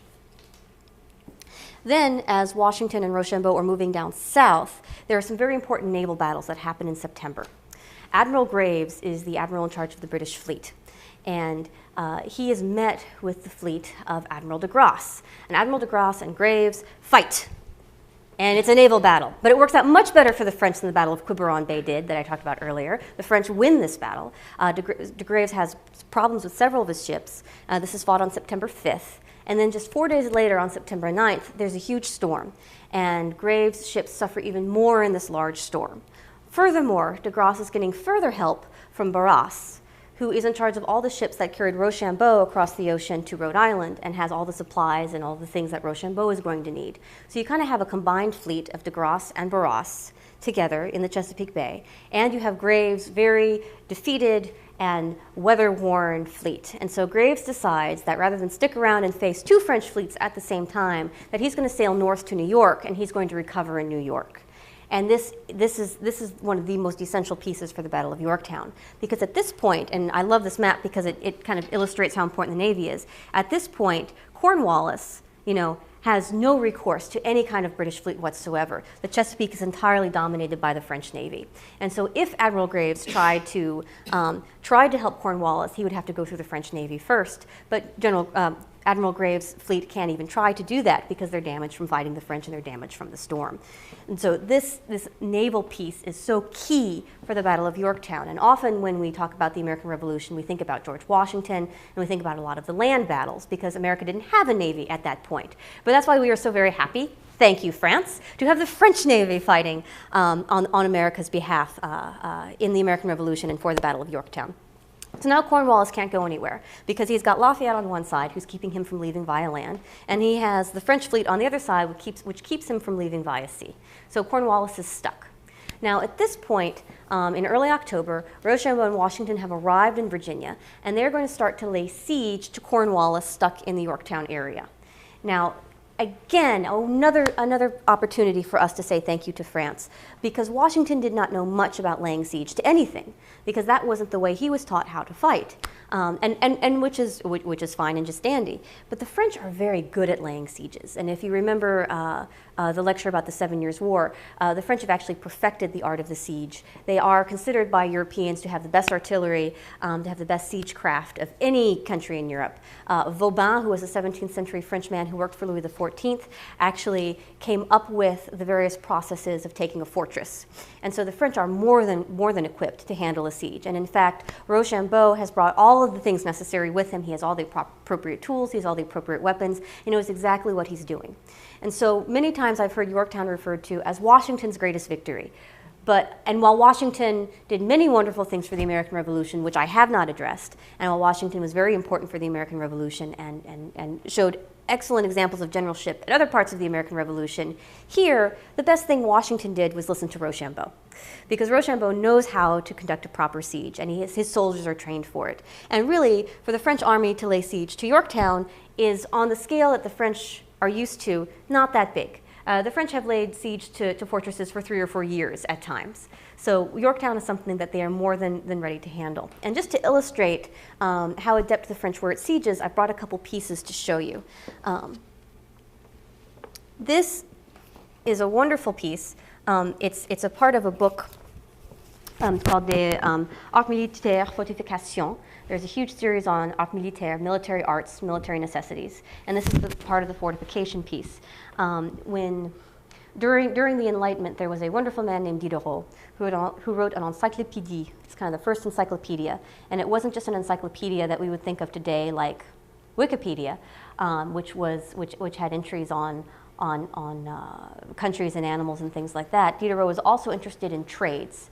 How did people make baskets? What did silversmiths do? How did certain things work? So he also looked at how certain things worked and how certain trades operated. And this included, of course, the French army. So he has a wonderful collection that we have here at the Society of Cincinnati that shows all of the materials necessary for laying a siege. And so I show this to you as just an interesting example for the tools that were necessary and that the French were very good at using. And you can see things that I've mentioned before about laying sieges, such as the baskets, such as the sticks that were put together that would help absorb any kind of cannon fire that were aimed at trenches that the French were digging to get closer and closer to their fortification.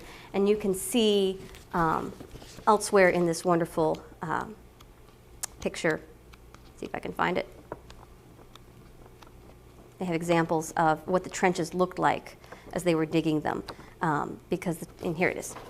What the trenches looked like as they were digging them. Because remember I said there are trenches, and they continue to dig trenches closer and closer and closer to the fortress, and that allows them to move their guns closer and closer and closer to the fortress that they're laying siege to. And here you can kind of see kind of the wonky way those trenches work, so that they never have just one straight line going forward, because that would be too easy for the fortress to destroy with their guns. But it's kind of slowly creeping closer and closer to that fortress. And of course, these are sieges on a massive scale. So taking Yorktown is going to be very doable for the French. And again, to illustrate how good the French are at sieges, I have another wonderful piece to show you. This is called Le Jeu de la Guerre, or the war game. It is literally a board game. It's a wonderful board game. It was made in 1750 for a French noble officer. And you start down here at the first square here, and you kind of you move your piece kind of in this pattern around the edges, and then you move closer and closer in until this is the final square where the French officer who has performed very well in battle gets an award from the king. And so this kind of illustrates, and it has all the different, each square is a different situation that French officers would have to face if they were at war. And there's one in particular I'd like to bring to your attention, and it's this one. It's number 36. It's the siege. And if you happen to land on this square, the siege, you would have to give up so many of your little tokens, and you would have to wait 6 turns before you got to go again, because sieges took a long time. But once you had waited your 6 turns and other people had had a chance to move elsewhere around the board, you would get to skip all the way up to here, which is square number 49, which is very close to your goal of getting a medal from the king. And this is kind of emblematic of how sieges worked for the French, because if they were going to lay siege to something, it took a long time and it was expensive, but they almost always won. It was all but unless the other fortress was particularly well armed and had a way to get supplies to it, and your forces were particularly ill prepared to lay siege to that fortress, you should be able to take it. And so this again is just another illustration of how ready the French were to lay siege to something, and how accustomed they were to it.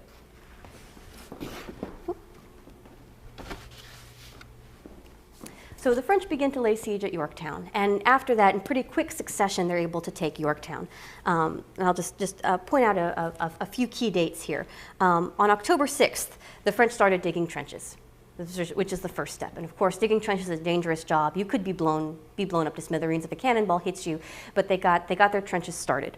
On October 10th, they had enough guns in place that they could start shelling Yorktown. So it only took them about 4 days to bring in the big guns. On October 12th, they had shelled the fortress enough to the point where they felt comfortable advancing their trenches even closer to the fortress at Yorktown, closer to the British at Yorktown. And so they start shelling again. On October 14th, there's a very important battle at 8 o'clock at night, in which a very elite group of French soldiers who are light troops and who are used to fighting in very close quarters are sent under the command of Viomnel to go and take redoubts 9 and 10. And these are just outlying posts that the British have that are going to try to stop the French advance. And they are joined by Lafayette and his American troops. And the two of them fight together, they combine their forces, and this is one of the very few times where you see the French and the Americans actually fighting alongside each other. They fight together, and the French sustain about 25% casualties, the Americans sustain about the same, but the British sustain about a third of their troops' casualties at redoubts 9 and 10. And so the French are able to take that, and they get even closer to Cornwallis. Let's see, and then on the 16th of October, the British perform a counterattack, so they send some of their troops out to try to take out as many guns as possible, because if the French army doesn't have guns anymore, large artillery pieces anymore that they can use to batter Yorktown, then they're going to have to retreat and go get more guns, and maybe Cornwallis will have a chance to escape.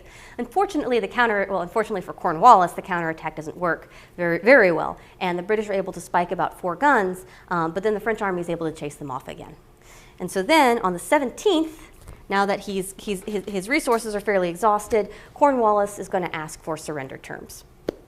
And Cornwallis, as legend has it, was too sick at the time to go and actually surrender himself to George Washington, but he puts forth his surrender terms. He's got about 2 hours to get them together. He submits them, and essentially he's going to have to surrender all of his troops. He's going to have to surrender with his flags sheathed, so he can't be flying his colors when he surrenders, and that's kind of an insult to the British, but the British made the Americans surrender in the same way, so George Washington is going to say, okay, an eye for an eye, you have to sheathe your colors too.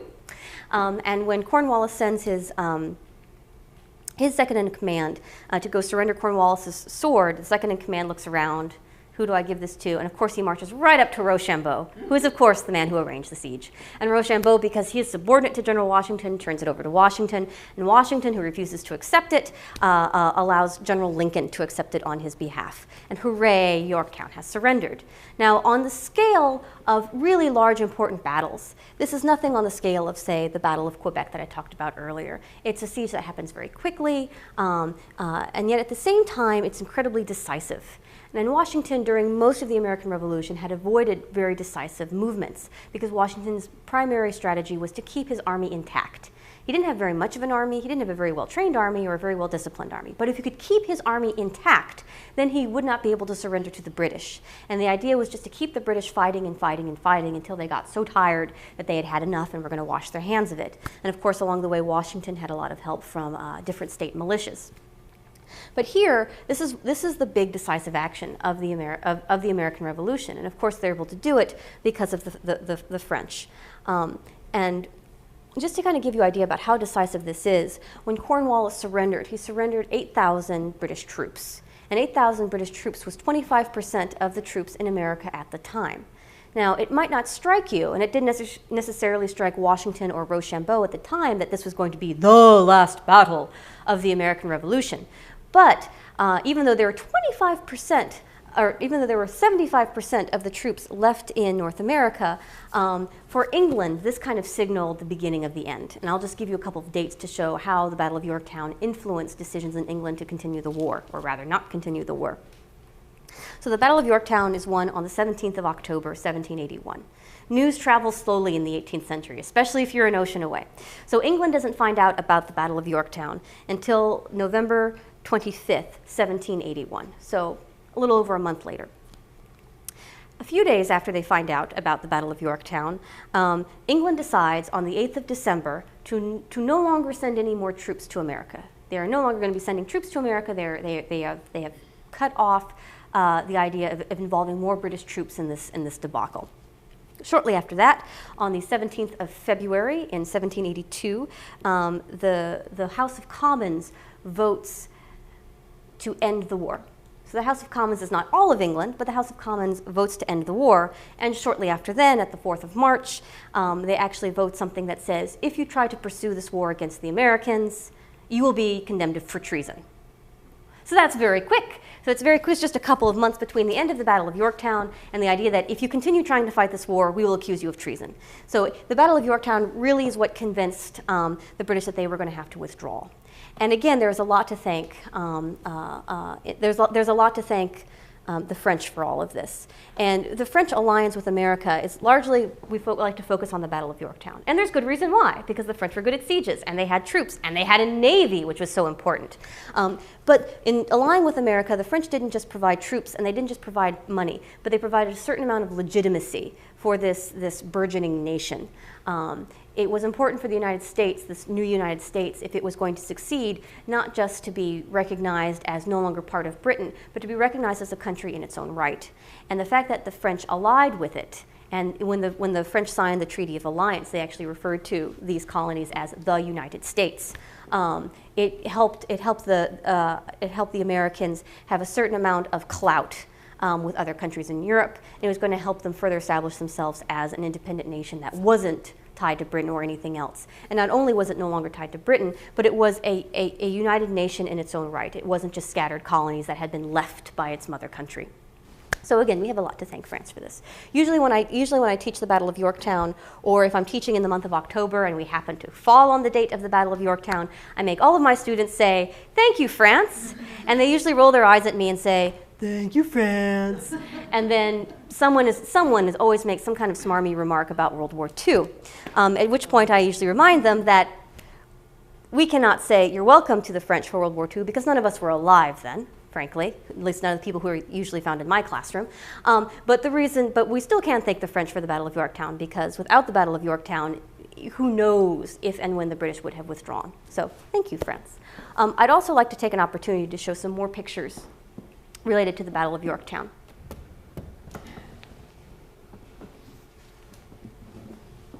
This is very heavy. This is actually a 19th century drawing trying to depict the Battle of Yorktown. And again, many of the larger portraits I'm showing you, of course, are not presenting an actual scene, but are trying to present kind of an overall image of what happened during the Battle of Yorktown. And I really like this image because you can see here, this man right here is George Washington. And you can kind of see he's looking over his left shoulder, and he's kind of gesturing with his hands. And here is Rochambeau. And Rochambeau is standing kind of in front of General Washington. Rochambeau is standing in front of General Washington in this picture and is gesturing outward, which gives the impression that Rochambeau is the one running the battle, and Washington is allowing him to do it. And so I like this image because I think it kind of presents kind of a brief image which gives an idea of exactly who did what at the Battle of Yorktown.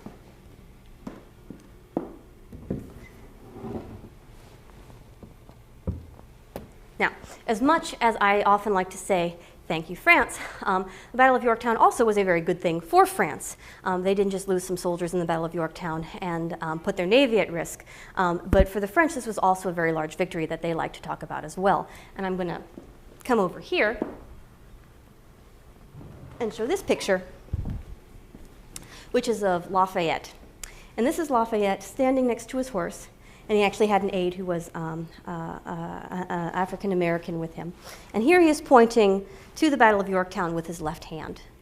And he's got a very big smile on his face because he's very happy, because Lafayette played an important role in the Battle of Yorktown as well. And remember that France, this is the first conflict that France is participating in since they lost the 7 Years' War in 1763. And you remember that there were many young officers who wanted to volunteer for the American Army so that they could gain prestige and they could have a chance to show themselves off in battle. And here, this was a victory that the French army could claim, and it's their first victory since they lost terribly during the 7 Years' War. And so it's one that they also were very proud of. And in addition, the American army, I'm going to put this down. In addition, the American army had obtained a certain elite status in France. And that might seem odd to us because most of us know that the American army was not bad, all things considered, but the American army wasn't a highly disciplined, polished European army like what the French are used to. But that actually kind of helped the French conceive of the American army. And the American army was often sometimes poorly put together. Often the troops were not well trained or were not interested in being well trained. Often the officers did not have any kind of experience serving in an army beforehand. But the French thought this was a really interesting and intriguing experiment. because the French army had just lost the 7 Years' War, many French officers were open to other ideas about how to approach organizing their army. And so they paid particular attention when they saw something that resembled a citizen army cropping up in America. And of course, because they were very interested to see the citizen army succeed, they looked at it in such a rosy-colored light that they missed a lot of the problems that you have with the citizen army, or at least a lot of the problems that General Washington had with his army. But the American army in French literature and in French newspapers and in French poetry and in French songs and in French images were often presented as this wonderful patriotic group of hardy people who had been raised from infancy to fight for their beloved patrie, their beloved homeland, and who will stop at nothing for independence and liberty. And while this image is not entirely correct, and it's actually quite incorrect in some ways, the French loved this image, and so they kind of projected it on the American army, and they portrayed the American army as a very hardy, masculine army. And so it helped the French army in some ways by presenting their army as being a help to this very masculine army. It made the French army even greater. That look, even this wonderful masculine citizen army needs our help. And so we will go and we will help this strong masculine army by being even cooler than they are and winning the Battle of Yorktown. And in fact, it was very, the French were also very enamored with the idea of General Washington and the image of this farmer who had left his farm to go and fight for his patrie and to die if necessary for patriotic reasons and things like that. And the French loved this idea of General Washington. They saw him as kind of a modern day Roman Cincinnatus figure. And so French playwrights especially loved to have scenes where the French army and the American armies together, and George Washington praises the French army because, again, it helped the French army kind of revive itself after a difficult loss a few years ago. And there's one wonderful scene where the French army and the American army are marching towards each other on a hill, and they're going to meet each other for the first time. And of course, this never happened, but French playwrights like to think that this might have happened. And again, they're not necessarily trying to represent exactly what is, but what they would like to see, or they're trying to put together a nice metaphor, a nice picture. And so the French army and the American army march up, and they meet each other, and they stand, and they look at each other. And General Washington says, "Oh, only you, the French, are capable of such wondrous deeds." And he tells his American soldiers to go embrace your French counterparts as friends of liberty. And he says, "Oh, I am so glad that the French army has come to liberate us."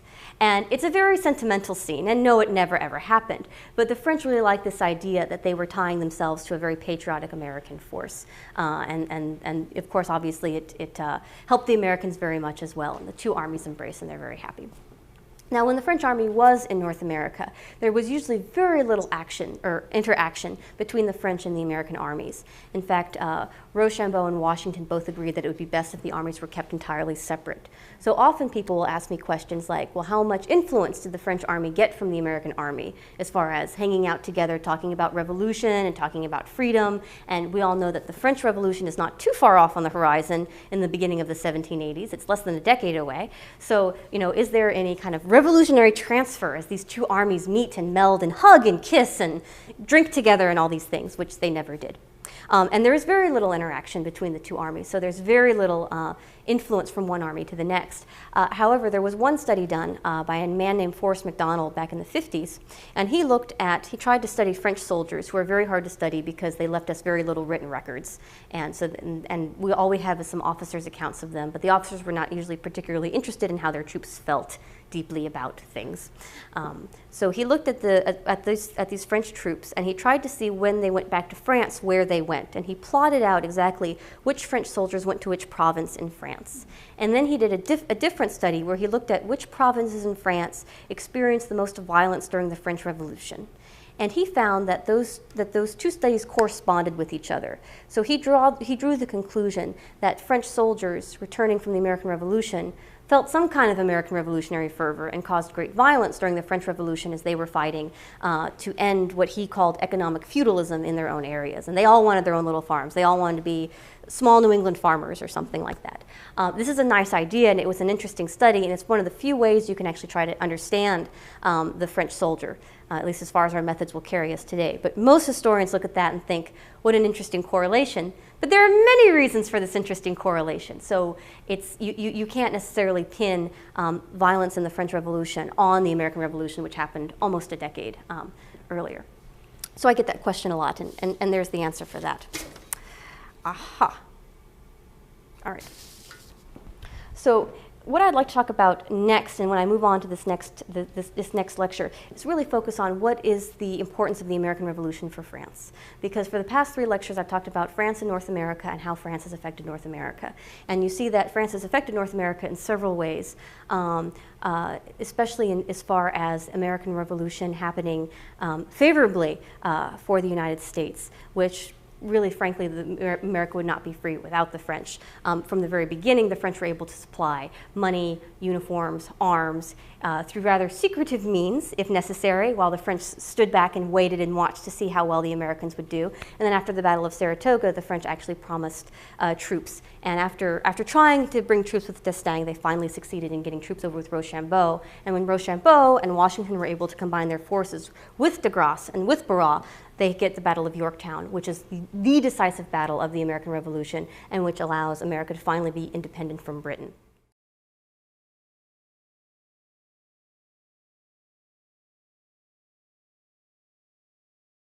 Where I left off in the American Revolution, the Americans and the French had just successfully fought the Battle of Yorktown. Thank you, France, and thank you to the French Navy, and thank you to French money, and thank you for French support, which made America seem like the United States seem like a very legitimate country. And I talked a little bit about what French help meant for the United States, the burgeoning United States, and I hinted a little bit at what at least fighting the Battle of Yorktown meant for the French and meant for the French army, which allowed really the French army to recover after earlier embarrassing defeats at the 7 Years' War. Now they had a wonderful victory at Yorktown, both with their army and with their navy. And so this lecture is going to be based on Louis XVI, because people, when they think about Louis XVI, he's known for a couple of different things. He's known as the king who liberated America, and he is listed that way on the national standards. He is also known as the king who bankrupted his country, and he is known for being beheaded at the guillotine. Poor Louis XVI. And so, but the interesting question here is, how could Louis XVI, who liberated America and who very much presented himself as a liberator and as a king of liberty, even though that might sound like a little bit of an irony or a misnomer to us, how could such a liberating king be the one who was beheaded at the French Revolution if he was trying so hard to create a context of liberty for the Americans and for his own people? And of course, the answer is it's very complicated.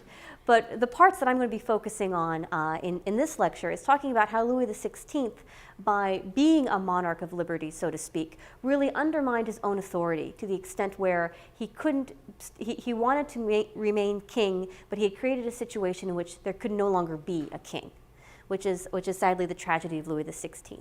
But I thought I would start with talking about Louis XVI in the context of kings. Because, of course, by the very fact that he is called Louis XVI, it gives you an idea that there were many Louis before him.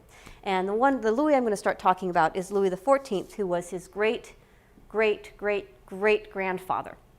And this is a lovely picture of Louis XIV. And you can see in this wonderful picture of Louis XIV that he is standing in a full suit of armor. He has a big, big black curly wig on with 2 little horns sticking out of his head. This was a wig that people of the highest classes would wear. He's holding in his hand a baton of the Maréchal de France. This was a military baton. It's blue and it's covered with fleur-de-lis, and it was given to a man when he obtained the highest rank possible in the army. And so he's holding one of those, and it's resting on a helmet, a military helmet.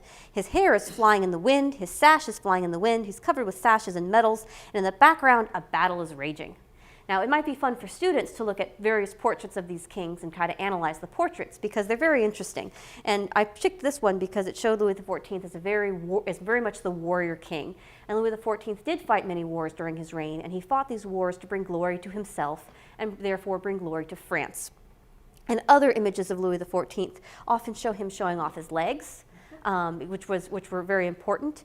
It's kind of a symbol of the power, the foundation he was standing on.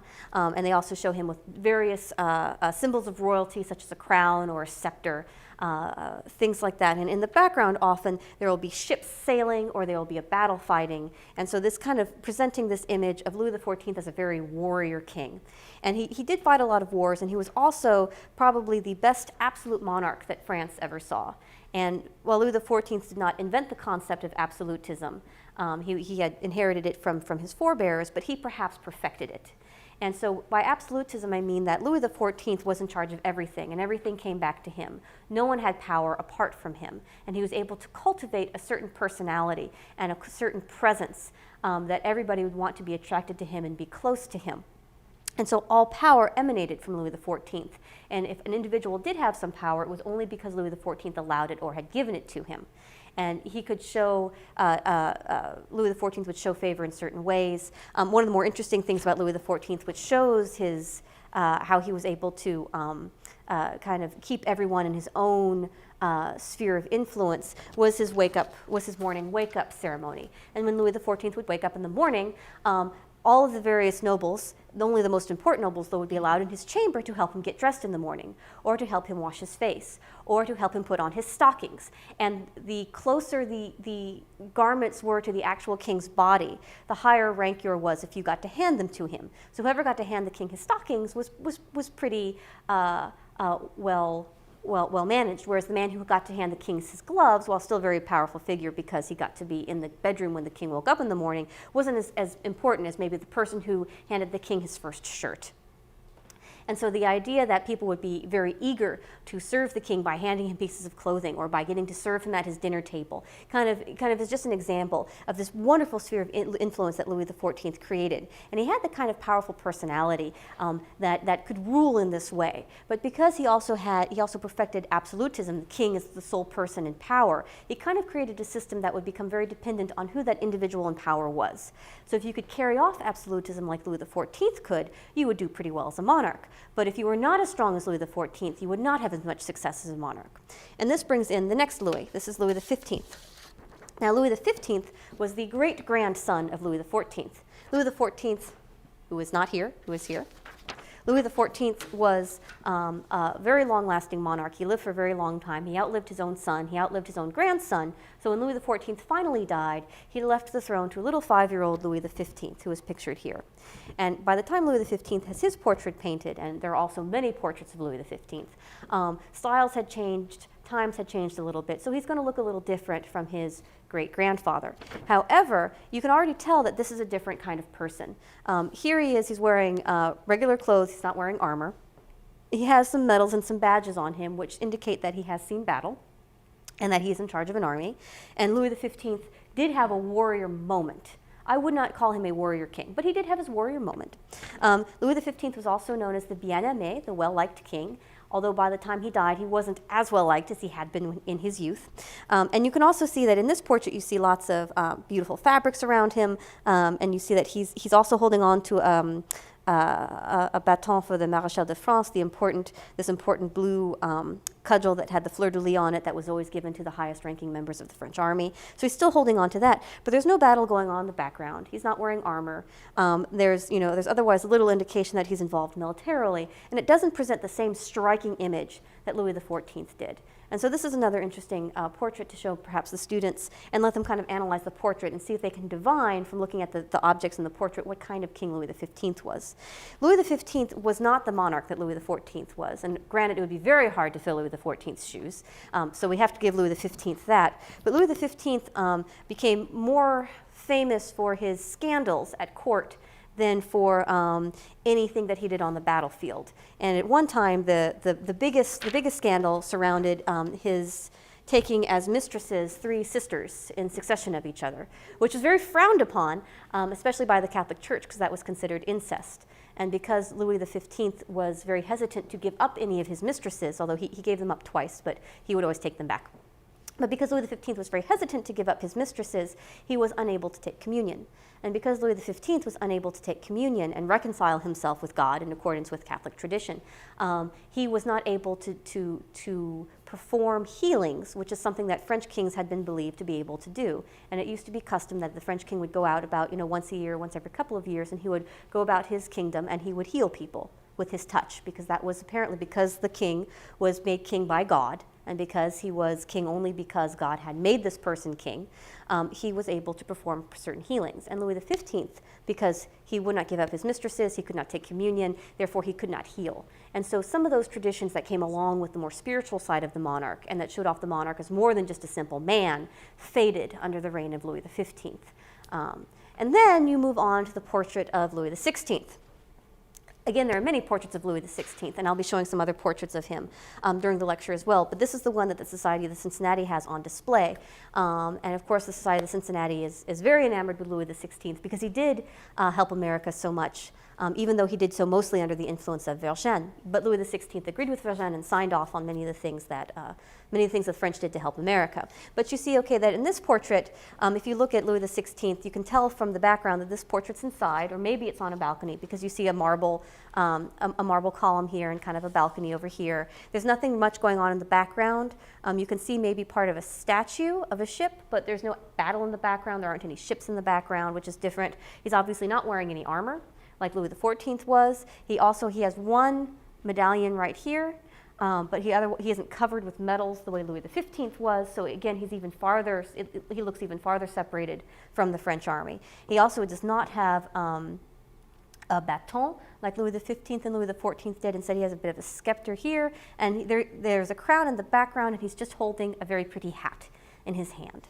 So if you kind of look at the portraits and you kind of analyze the portraits of the king, you kind of see how the French monarchy went from Louis XIV, who was this very powerful, very dominating, very warrior-like absolute monarch, to Louis XVI, who is nothing like Louis XIV.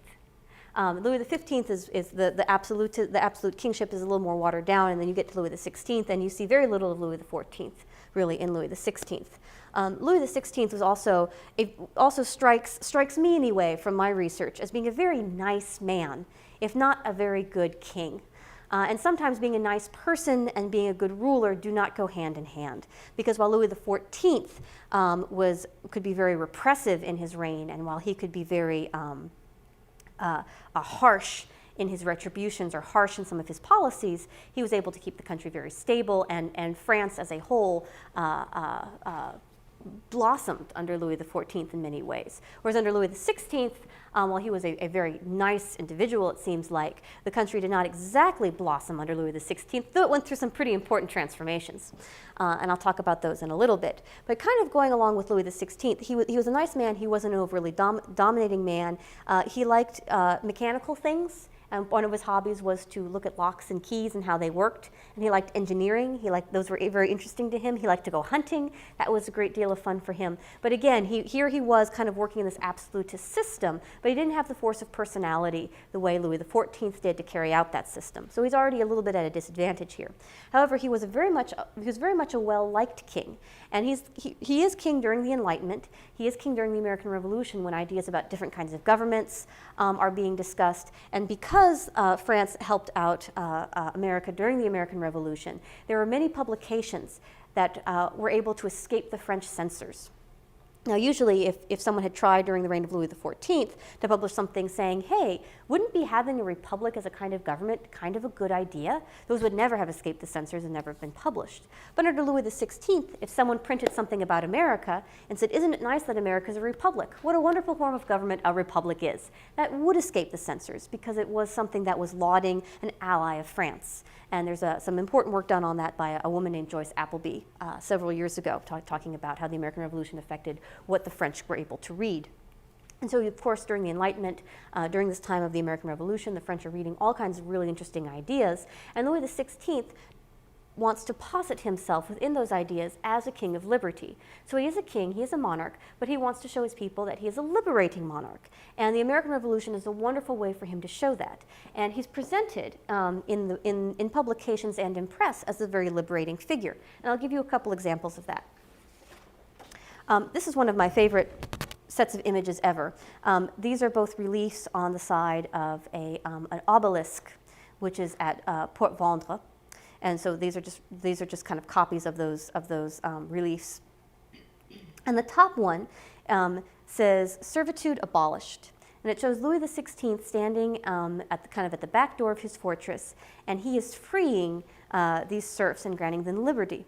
Now, by the 18th century in Western Europe, there weren't many serfs left, and a serf is slightly worse off than a peasant, slightly better off than a slave. A serf is someone who is tied to the land. So a serf has to work the land that he was born on, and he cannot leave that land. and servitude, serfs anyway, continued to be very big and very important in Eastern Europe for a long time. But here, in this picture, it shows Louis XVI freeing his serfs, and all the serfs are kind of looking at him, supplicating to him, and they're holding up their hands to him, and Louis XVI from his stirrups is stepping down and putting his hand down to them, as though it's like, I am the great monarch, I will liberate you serfs, and the serfs say, oh, please liberate us, thank you very much. There's a certain kind of body language there.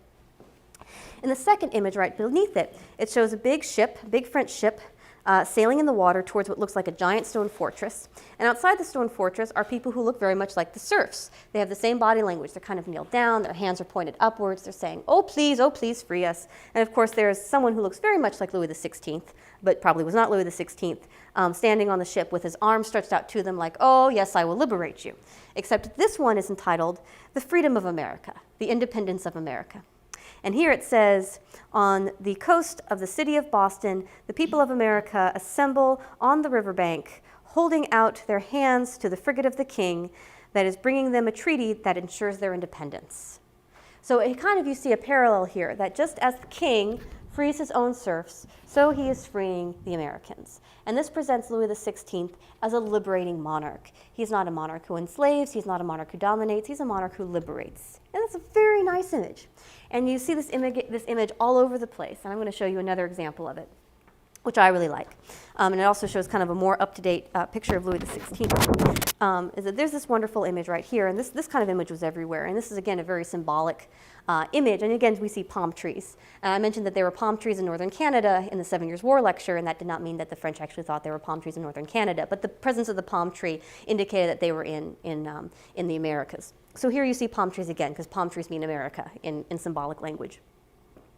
And so you see the palm trees, and this is a Amerindian figure, or at least a very romantic, very sentimental portrayal of an Amerindian person with a feather headdress on, and it's holding a staff, and on top of the staff is the cap of liberty, which is going to become a very important symbol during the French Revolution, and he's stepping on the head of a lion.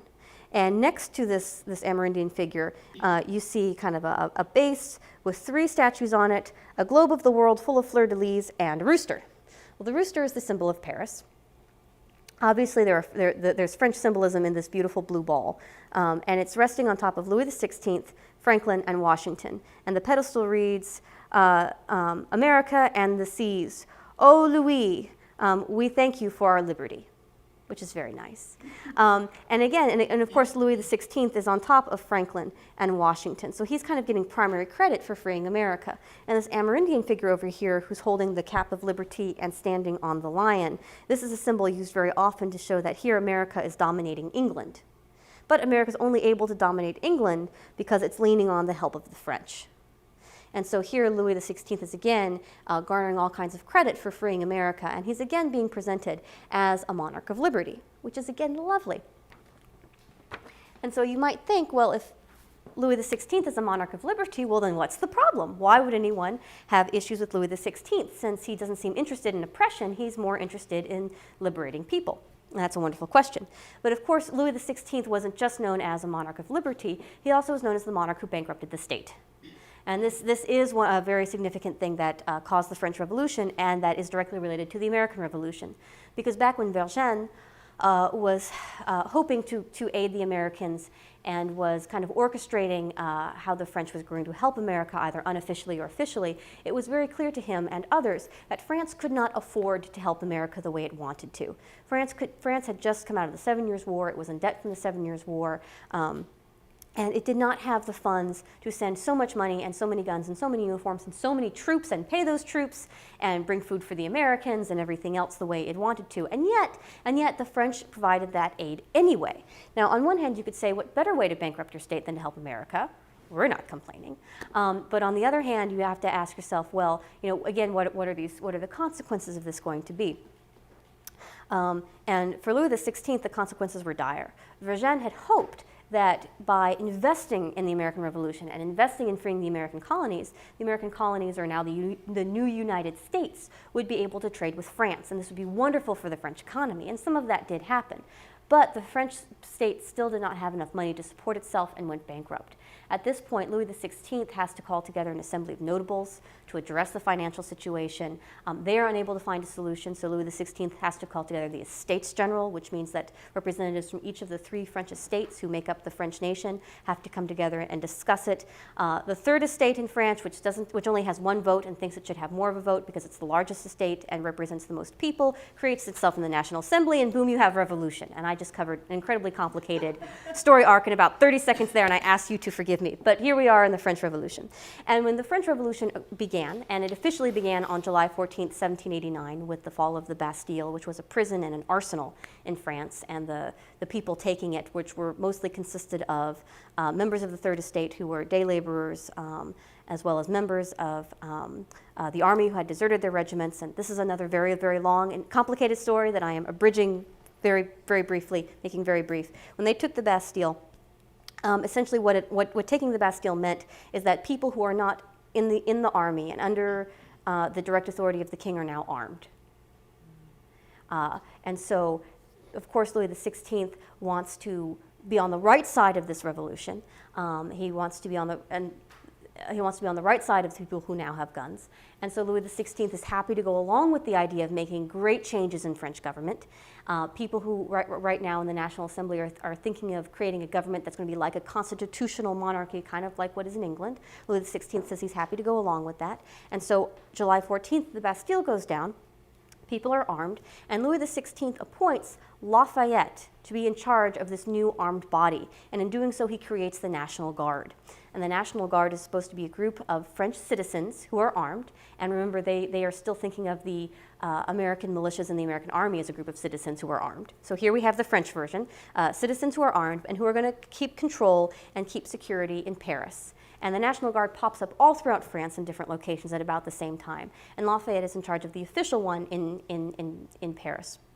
And of course, by putting Lafayette at the head, you can see that the French government at this point is thinking of the National Guard as something similar to what the Americans had in the American Revolution, which certainly helped the Americans a great deal. And of course, Lafayette is very much respected after the American Revolution. He's a great hero for France. Lafayette's very excited about changes happening in his own country.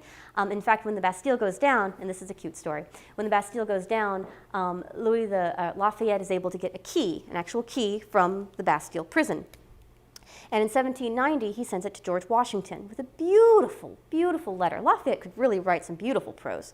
And he sent this key to George Washington, say, I present this key to the Bastille as a missionary of liberty to its patriarch, as a son to his father, as an aide-de-camp to his general. But he's presenting it as a missionary of liberty to his patriarch.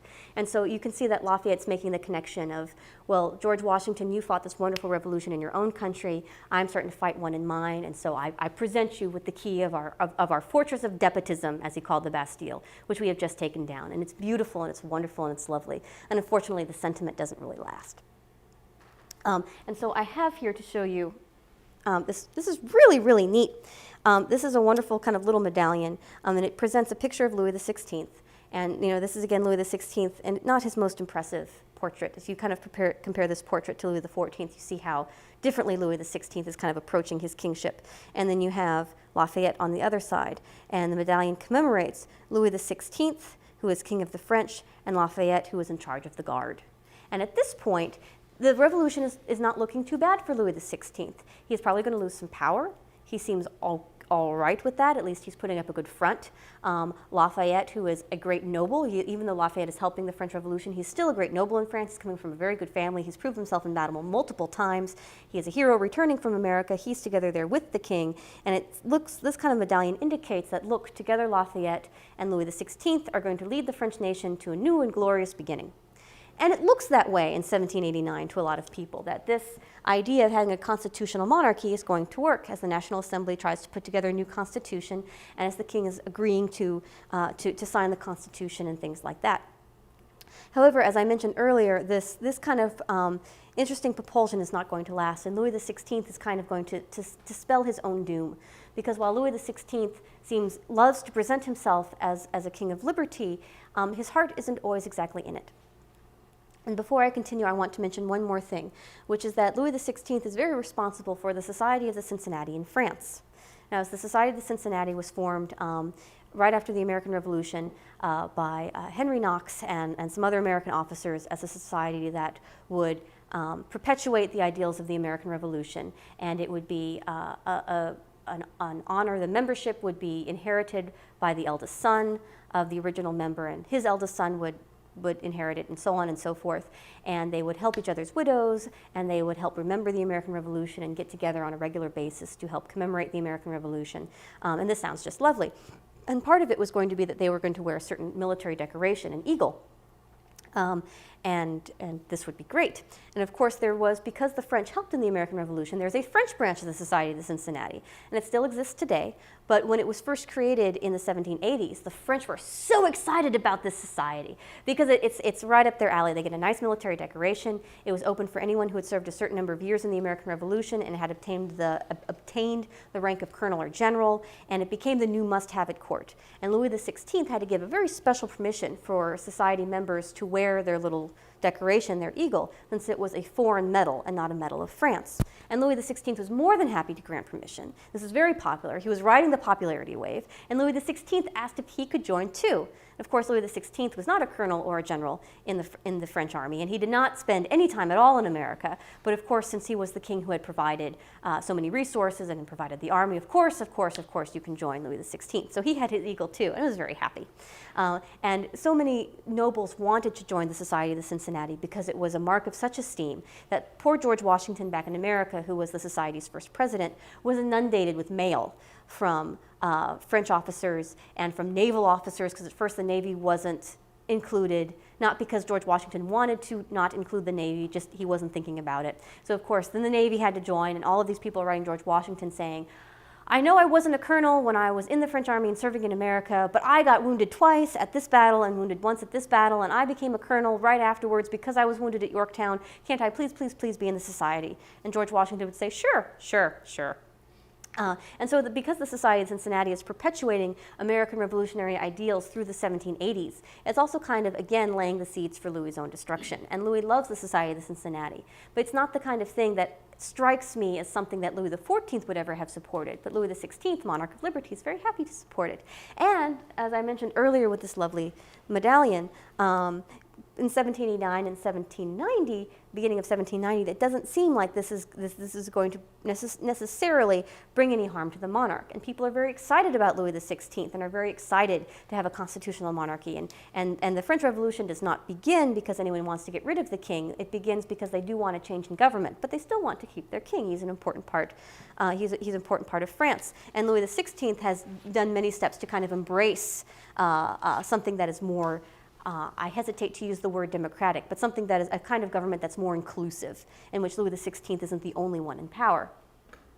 However, Louis XVI is still coming from an absolutist system, and as much as he is okay with certain measures of the French Revolution, he doesn't want to stop being king entirely. He doesn't want to give all of his power over. And Louis XVI has not been too hard to influence during his life. He was under the influence very much of Vergennes when he was younger, and at this point he's very much under the influence of many of his nobles, who of course do not want to see French society rearranged in a way that gives them less power. So Louis XVI does begin to make negotiations with Austria that would allow Austria to come into France and fight the revolutionaries and end the revolution and restore Louis XVI to all of his power, restore all the land and all the power to all the nobles who have had their power and their land decreased. And as pressure is mounting and as people are pushing Louis XVI to accept more and more radical revolutionary changes, Louis XVI decides the safest thing for his family to do is to escape France. And so late one night, he and his wife, Marie Antoinette, and their 3 children get into a carriage with a nursemaid and a servant, and they start to head for the Austrian border. And if they can make it to the Austrian border, which is where many French nobles are hiding at this moment, and which is also where his wife, Marie Antoinette, is from, then he knows he'll be okay, he'll be protected, and from Austria he can try to redirect a reversal of some of the revolutionary policies that he really didn't approve of when he was kind of forced or pressured to agree to. Of course, though, Louis XVI, being a nice guy but not always the brightest guy, leaves in a giant carriage that's very gilded and golden and beautiful, and is moving really too slowly as he starts to go towards the Austrian border. And he almost gets there. He almost makes it. But in a small French town, just on the French side of the Austrian border, he is stopped, and that town is called Varennes. And so this episode of The King is usually called The Flight to Varennes. And so Louis XVI is exiting his carriage.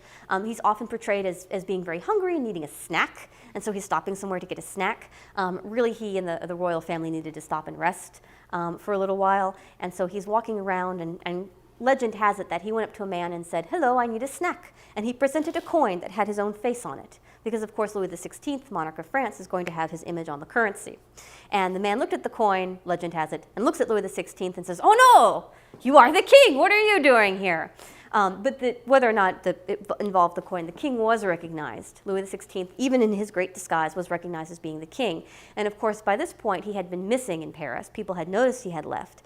And some even blamed Lafayette for kidnapping him or for removing the king. And Lafayette says, "I really don't know where the king is." And they said, "Well, we have to find the king." So the king is stopped in Varennes. He is found. And so a big to-do is made about, "Oh, good, the king was kidnapped. Aren't we glad we found him before the kidnapper took him to Austria? Wouldn't that have been terrible? Well, let's make sure we all escort the king back to Paris where he belongs." And the king is kind of being like, "I'm so glad you rescued me," as he's seeing Austria get farther and farther and farther away. And of course, things aren't going to end well for Louis XVI when he gets back to France, because as much as I'm sure Louis XVI would have loved to perpetuate the myth that he had been kidnapped, they found papers that he had left in France saying, "Dear Austria, I would love it if we could organize a counter-revolution together. Let's talk. I'll be in Austria in a little bit. Love, Louis." I'm paraphrasing, of course, but he left documentation showing that he was indeed planning a counter-revolution and was going to be in league with Austria. And Austria was not a favorite country of France at the moment, and so it really just pretty much condemned Louis XVI as being someone who was very counter-revolutionary and therefore had to be removed. Now, the decision to execute Louis XVI was again a very complicated decision, and I'm not going to show all of it in its beautiful complications. But Louis XVI was removed as a monarch, one, because he was seen now as an enemy of France. He was a traitor of France. And two, also because if France was going to succeed as a republic, it could not have the stain of monarchy on it anymore. This was one school of thought. And several people did not want to execute Louis XVI. Many people did want to execute Louis XVI. And when it came to a vote, those who did want to execute Louis XVI edged out just a little bit. Now, of course, as the revolution becomes more radical and begins to do things like kill its own king, it becomes very unsafe for anybody who who thinks the revolution has become too radical, like our dear friend Lafayette. Lafayette was not supportive of the decision to execute the king by any stretch of the imagination. He was not at all in league with those who wanted to make the French Revolution more radical. Lafayette would have been very happy to have a constitutional monarchy. Lafayette was very happy when the French Revolution seemed to be borrowing some ideas from the American Revolution, or seemed to be affected by the American Revolution. At this point, Lafayette doesn't recognize it anymore, and he knows that he is in danger because he did not support certain radical measures of the French Revolution, and he decides to flee with his family as well. Unfortunately, before he can flee, he's actually arrested, but he is kept in Holland, and eventually, long story, ends up in an Austrian prison. And so poor Lafayette, who was the great hero of the American Revolution and whom we remember very fondly, spends the vast majority of the French Revolution in an Austrian prison. Eventually, he's set free, but he can't return to France yet because Napoleon Bonaparte, by this point, considers him a threat. This is in the late 1790s. And eventually, Lafayette sneaks back into France, much to the anger of Napoleon, but promises he will not challenge Napoleon and decides to retire as a private citizen in France. And that is why when Lafayette returns to America in the 19th century to do kind of a grand tour for a period of about a year, he is so happy to be in America because he knows that in America he is still a great hero, whereas in his home country of France, his legacy has become much more complicated. The revolution doesn't want to claim him because he wasn't radical enough, and yet the nobles don't want to claim him because he still wanted to start the French Revolution in the first place. So poor Lafayette, in his own country during his lifetime, is kind of stuck in a nebulous, kind of a tense, difficult situation. And of course, Louis XVI ends up being beheaded. So what are we to make of all this? Well, I think it is interesting to look at how France and America have been intertwined in the 18th century. And you look at the 7 Years' War, where France and America were right in each other's territory. And yet the fact that the French were expelled from North America after the 7 Years' War didn't end the relationship at all. It just put it on hold for a little while until until American colonies were ready to rebel. And then, of course, you see a wonderful partnership between America and France during the American Revolution, which granted America a certain amount of liberty and granted France a certain amount of prestige for fighting in the American Revolution and for winning the Battle of Yorktown so wonderfully on the sea and on land.